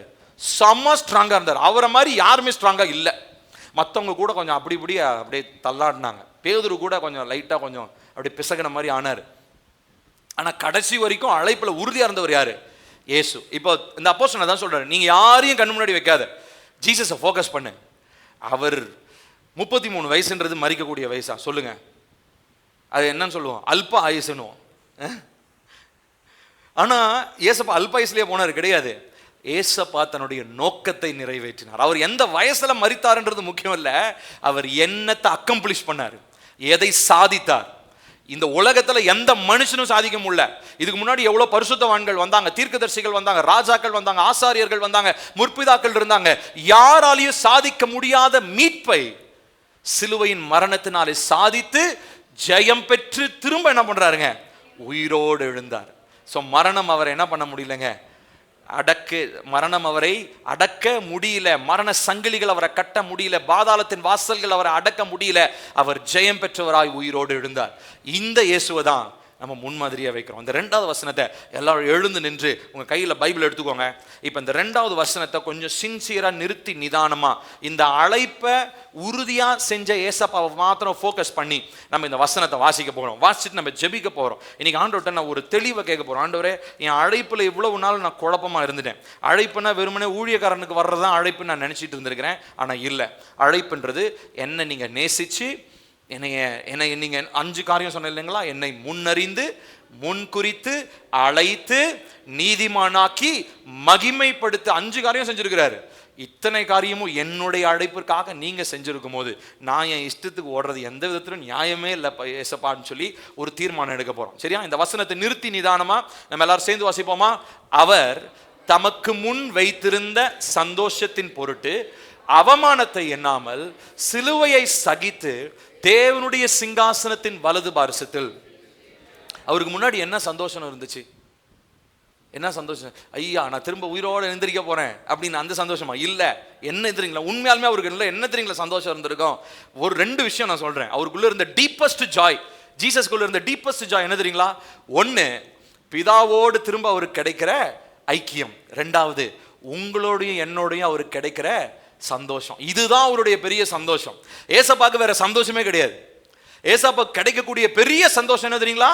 1, அவர் பிதாவோடு ஐக்கியப்பட்டிருக்கிறாரு. இன்னொன்னு, நம்மோடு கூட, நம்ம ஒவ்வொருத்தரும் தனிப்பட்ட முறையில் சபையோடு, சரீரமாகிய சபையோடு அவருக்கு கிடைக்கிற ஐக்கியம். இந்த சந்தோஷத்தின் பொருட்டு பாருங்க, அவமானத்தை எண்ணாமல். ஓங்கி அடிச்சானுங்க, துப்புனாங்க, தாடியை பூச்சி இழுத்தாங்க. ஆக்சுவலி நான் ரீசெண்டாக ஒரு வீடியோ ஒன்று பார்த்துட்டு இருந்தேன். அதில் வந்து பார்த்தீங்கன்னா இந்த முள்முடி இருக்கு இல்லைங்களா, முள்முடி கிரீடம்னு நம்ம என்ன நினச்சிக்கிறோம்னா வெறுமனே இந்த ரவுண்டாக இருக்குது. ஆக்சுவலி வந்து அந்த ஆர்கியாலஜிக்கல் ஃபைண்டிங்ஸ்லாம், அந்த அகழ்வாராய்ச்சி கண்டுபிடிப்பில் பார்த்தீங்கன்னா அது வெறுமனே ரவுண்டாக இருக்கிறது மாத்திரம் ஹெல்மெட் மாதிரி இருக்குதுங்க. அது முழுசுமா ஹெல்மெட் எப்படி போடுறோம், இங்கே வெறும் இப்படி ரவுண்டு மட்டும் இல்லை, முழுசுமா மேலே ஃபுல்லாக, தலை ஃபுல்லாக இது வரைக்கும் இப்படி தான் இருந்தது அவருடைய முட்கிரீடம். அவமானத்தை எண்ணாமல். வாசிங்க, சிலுவையை சகித்து தேவனுடைய சிங்காசனத்தின் வலது பாரசத்தில் வீற்றிருக்கிறார். காரணம், அவர் அழைக்கப்பட்ட அழைப்பிலே உறுதியாயிருந்து அவர் நமக்கு முன்பதாக ஓடி, முன்னோடியாக ஓடி அழைப்பினுடைய மாதிரியை நமக்கு வைத்திருக்கிறார். நம்ம எல்லாரும் கண்களை மூடுவோம், தேவனை நோக்கி பார்க்க போகிறோம். The call that God has for you is so big than your life. நீங்க நினைக்கிற உங்களுடைய வாழ்க்கையை நீங்க என்னன்னாலும் உங்க வாழ்க்கையில கற்பனை பண்ணிக்கிட்டு யோசிச்சுட்டு இருக்கீங்க இல்லைங்களா, இது எல்லாவற்றிலும் காட்டிலும் பெரிதான ஒரு காரியம் தேவன் உங்கள் மேல் வைத்திருக்கிற அழைப்பு. இதை நீங்க புரிந்து கொள்ள வேண்டும் பிரியமானவர்களே. இந்த அழைப்பில் நீங்க இந்த நாளிலே உறுதியா இருக்கிறீங்களா? இந்த அழைப்பு கர்த்தர் உங்களை முன் அறிந்து, முன் குறித்து, உங்களை அழைத்து, நீதிமானாக்கி, மகிமைப்படுத்தி, தனக்குரியவர்களாய், தனக்கு சொந்தமானவர்களாய் மாற்றி இருக்கிறார். இன்னைக்கு சொன்ன காரியத்தை மறந்துடாதீங்க. உங்கள் வாழ்க்கையில நடந்து கொண்டு இருப்பதோ எதேர்ச்சியாகவோ தீமையாகவோ வந்தாலும் எதேர்ச்சியாக நடக்கிறது என்று நீங்கள் யோசிக்க வேண்டாம். தேவனுடைய அனுமதி இல்லாமல் தேவனால் அழைக்கப்பட்டவர்களுடைய வாழ்க்கையில எந்த ஒரு காரியமும் வருவது இல்லை. அந்த கான்ஃபிடன்ஸ், அந்த தைரியம், ஒரு நிச்சயம் இந்த மதிய வேளையிலே தேவ பிள்ளைகளாகி நம்ம ஒவ்வொருடைய வாழ்க்கையிலும் உண்டாக வேண்டும். நம்ம எல்லாரும் நம்முடைய இருதயத்தை தேவனுக்கு நேராக உயர்த்துவோம். Just close your eyes. உங்களுடைய கண்களை மூடுங்க, வேடிக்கை பார்க்க வேண்டாம். உங்களுடைய இருதயத்திலிருந்து ஏசப்பா கிட்ட பேசுங்க. ஒருவேளை நீங்க சத்தமா வாயை திறந்து பேசுறதுனாலும் சரி, இல்லை உங்களுடைய மனசார நீங்க ஏசப்பா கிட்ட பேசினாலும் சரி, நீங்க சொல்லுங்க, ஏசப்பா இது வரைக்கும் உங்களுடைய அழைப்பை, நீங்க என் மேல வச்சிருக்கிற அந்த உன்னதமான அழைப்பை நான் புரிந்து கொள்ளாம நான் ஏனோ தானோன்னு நான் போயிருந்திருக்கிறேன். அப்பா, உங்களுடைய அழைப்பு எவ்வளவு பெரிதென்பதை நான் உணர்ந்து கொள்ளாம நான் ஏன் இஷ்டத்திற்கு எனக்கு இதுல என்ன ஆதாயம்னு சொல்லி ஒரு மறுரூபமாக்கப்படாத ஒரு சிந்தை தான் எனக்கு இருந்துச்சு. அதனால நான் பைபிள் வாசிச்சாலும் சர்ச்சுக்கு போனாலும் ஜெபம் பண்ணாலும் எனக்கு இதுல ஏதாவது கிடைக்கும்ன்ற மாதிரி தான் நான் யோசிச்சுக்கிட்டு இருந்தேன் ஒழிய தேவனை நேசிக்கிறேன், அதனால தேவனுக்கு நான் கீழ்ப்படுகிறேன் அப்படின்ற ஒரு எண்ணம் என்கிட்ட இல்லாம போயிடுச்சப்பா. அது எல்லாவற்றையும் கர்த்தர் மாற்றுங்க. இந்த நாளிலே எனக்கு ஒரு தெளிவை தந்ததற்காக ஸ்தோத்திரம். அழைக்கப்பட்ட அழைப்பில் நான் உறுதியா இருக்கணும் ஆண்டவரே. முடிவு பரியந்தம் ஏசப்பா உங்களை மாத்திரம் பார்த்து, அப்பா நீங்க இந்த பூமியில் இருந்த பொழுது அப்பா உங்களுக்கு முன்னாடி இருந்த சந்தோஷத்தை நினைத்து கொண்டு அவமானத்தை எண்ணாம சிலுவையை சகிச்சு நீங்க பாடுகளை ஏற்றுக்கொண்டு எங்களுக்கு முன்னாடி இந்த அழைப்பில் உறுதியா இருந்தீங்களே, அதே போல நாங்களும் உம்மை போல இருக்க எங்களுக்கு உதவி செய்யுங்கப்பா. நிறைய நேரம் ஏசப்பா செஞ்ச மாதிரி நம்மளால செய்ய முடியாதுன்னு நம்ம சொல்லி நம்ம நினைச்சோம்னா அது பிசாசு கொடுக்கிற பெரிய தந்திரம். நிறைய பேர் இப்படி சொல்லிக்குவாங்க தங்களுக்குள்ளாக, இயேசு சாமி அவரு பரிசுத்தவான்க, அவரு மாதிரிலாம் நம்மளால இருக்க முடியாது அப்படின்னா அது உங்களுடைய மாம்சம் உங்களுக்கு எதிராய் சொல்லுகிறதான ஒரு சாக்கு போக்கு. அதை நீங்கள் ஒரு நாளும் அங்கீகரிக்க கூடாது. இயேசுவானவர் அவர் தன்னுடைய எல்லாவற்றையும் தேவனோடு இருப்பதை கொள்ளையாடின பொருளாக எண்ணாமல் அடிமையின் ரூபம் எடுத்துன்னு வாசிக்கிறோம். அப்படின்னா என்ன அர்த்தம்னா, எல்லா விதத்திலும் மனுஷனை போலவே மனுஷனாகவே தான் மாறினார். அப்ப மனுஷனா இருந்துதான் அந்த பாடுகளை சகிச்சார். அவர் ஏதோ தெய்வமா இருந்து கொண்டு நம்மளை போல எந்த வேதனையும் தெரியாம இருக்கிற தெரியாத இருக்கிற தெய்வம் அல்ல, நம்மை போல மனிதனானவர். ஆகையினால இந்த சாக்கு போக்கு உங்க சிந்தையில வந்துச்சுன்னா, யாராவது உங்ககிட்ட இந்த காரியத்தை வந்து சொன்னாங்கன்னு நீங்க புரிஞ்சுக்கோங்க, அது மாம்சத்தினுடைய ஒரு சாக்கு போக்கு. தேவனுடைய சித்தத்தை விட்டு தேவனுடைய அழைப்பை விட்டு விலகி செல்வதற்கு பிசாசு உங்க காதுல சொல்லுகிற ஒரு தந்திரம். அது ஏசப்பா மாதிரிலாம் உன்னால இருக்க முடியாது அப்படின்னா அது பொய். ஏசப்பா மாதிரி நம்ம இருக்கணும், அதற்காக தான் அழைக்கப்பட்டிருக்கிறோம். ஏசப்பா போல அந்த அழைப்பில் உறுதியாக இருக்க தான் நம்ம அழைக்கப்பட்டிருக்கிறோம். ஒவ்வொரு சூழ்நிலையிலும் இந்த சூழ்நிலையில ஏசப்பா என் கூட இருந்தாருன்னா அவர் என்ன செய்வார், ஏசப்பா என் கூட இருக்கிறாரு, ஏசப்பாவுடைய சூழ்நிலை நான் இருந்தேன்னா நான் என்ன செய்வேன், இதுதான் நம்முடைய கேள்வியா இருக்கணும். அந்த எண்ணமும் அந்த புரிதலும் இருந்ததுன்னா அழைப்பில் நாம் உறுதியா இருப்போம். பிரியமானவர்களே, இந்த நாளில் கர்த்தருடைய ஆவியானவர் உங்க அனைவரோடும் பேசியிருக்கிறார். இங்க யாருமே, இந்த சத்தத்தை கேட்டவங்க உங்க யாருக்குமே இந்த வார்த்தை கிரியை செய்யாமல் இருந்திருக்கு. கண்டிப்பா உங்க எல்லாருக்குள்ளேயும் ஆவியானவர் நிச்சயமா ஏதாவது ஒரு வார்த்தைனால உங்களை தொற்றுப்பார். அந்த தொடப்பட்ட உணர்த்தப்பட்ட அந்த வார்த்தைக்கு கீழ்ப்படிய இன்னைக்கு ஒப்பு கொடுங்க. ஒரு தீர்மானம் எடுங்க, அழைப்பில் நான் உறுதியா இருப்பேன்ப்பா. எனக்கு முன்னாடி ஏசப்பா நீங்க வாழ்ந்த அந்த வாழ்க்கையை நான் பார்த்து உங்களுடைய அடிச்சுவடுகளில் உங்க கால் எங்க பட்டிருக்குதோ அதே இடத்துல என் காலை வச்சு நான் நடந்து வர போறேன். உங்களை பார்க்க போறேன். நீங்க என் மேல வச்சிருக்கிற அந்த அன்பின் நிமித்தமா உங்களுக்கு நான் கீழ்ப்படிய போறேன். நான் எதுவும் எதிர்பார்த்து கீழ்ப்படுகிறவன் அல்ல. அது மறுரூபமாக்கப்படாத இருதயம். ஆனா மறுரூபமாக்கப்பட்ட இருதயம் நான் நேசிப்பதினாலே நான் கீழ்ப்படுகிறேன். இந்த காரியத்தை சிந்தையில் வைத்துக் கொள்வோம். அழைப்பிலே உறுதியா இருப்போம்.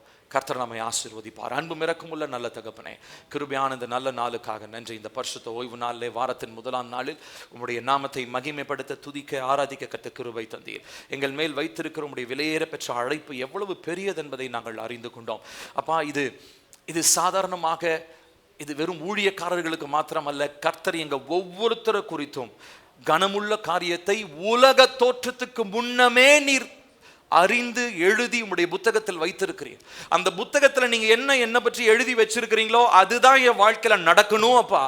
வேற எதுவுமே வேண்டாம்ப்பா. ஏன்னா இந்த பூமியில இருந்தப்ப ஏசப்பா நீங்க அப்படிதான் ஜெபம் பண்ணீங்க. உம்மை குறித்து அப்பா என்ன பிதாவினுடைய திருவுள சித்தத்திலே எழுதப்பட்டிருந்ததோ அதை நான் நிறைவேற்ற வருகிறேன்னு சொல்லி நீங்க இந்த பூமிக்கு வந்தீங்க. அதன்படி நாங்க ஜெபிக்கிறோம். ஏசப்பா நீங்க தான் எங்களுக்கு மாதிரி. நீங்க இந்த பூமிக்கு வரும் பொழுது ஆட்டுக்குட்டியான உலக தோற்றத்துக்கு முன்னமே அடிக்கப்பட்ட ஆட்டுக்குட்டியானவர் என்று சொல்லி நாங்க வசனத்துல வாசிக்கிறோம். காரணம், உலகமெல்லாம் தோன்றும் முன்னமே மனிதனுடைய மீட்பிற்காக அவர் அடிக்கப்பட வேண்டும் என்பது பிதாவினுடைய சித்தமாக இருந்தது. அந்த சித்தத்தை நிறைவேற்ற, புத்தகத்திலே இயேசுவை பற்றி எழுதப்பட்டிருந்த சித்தத்தை நிறைவேற்றதான் இயேசு பூமிக்கு வந்தார்.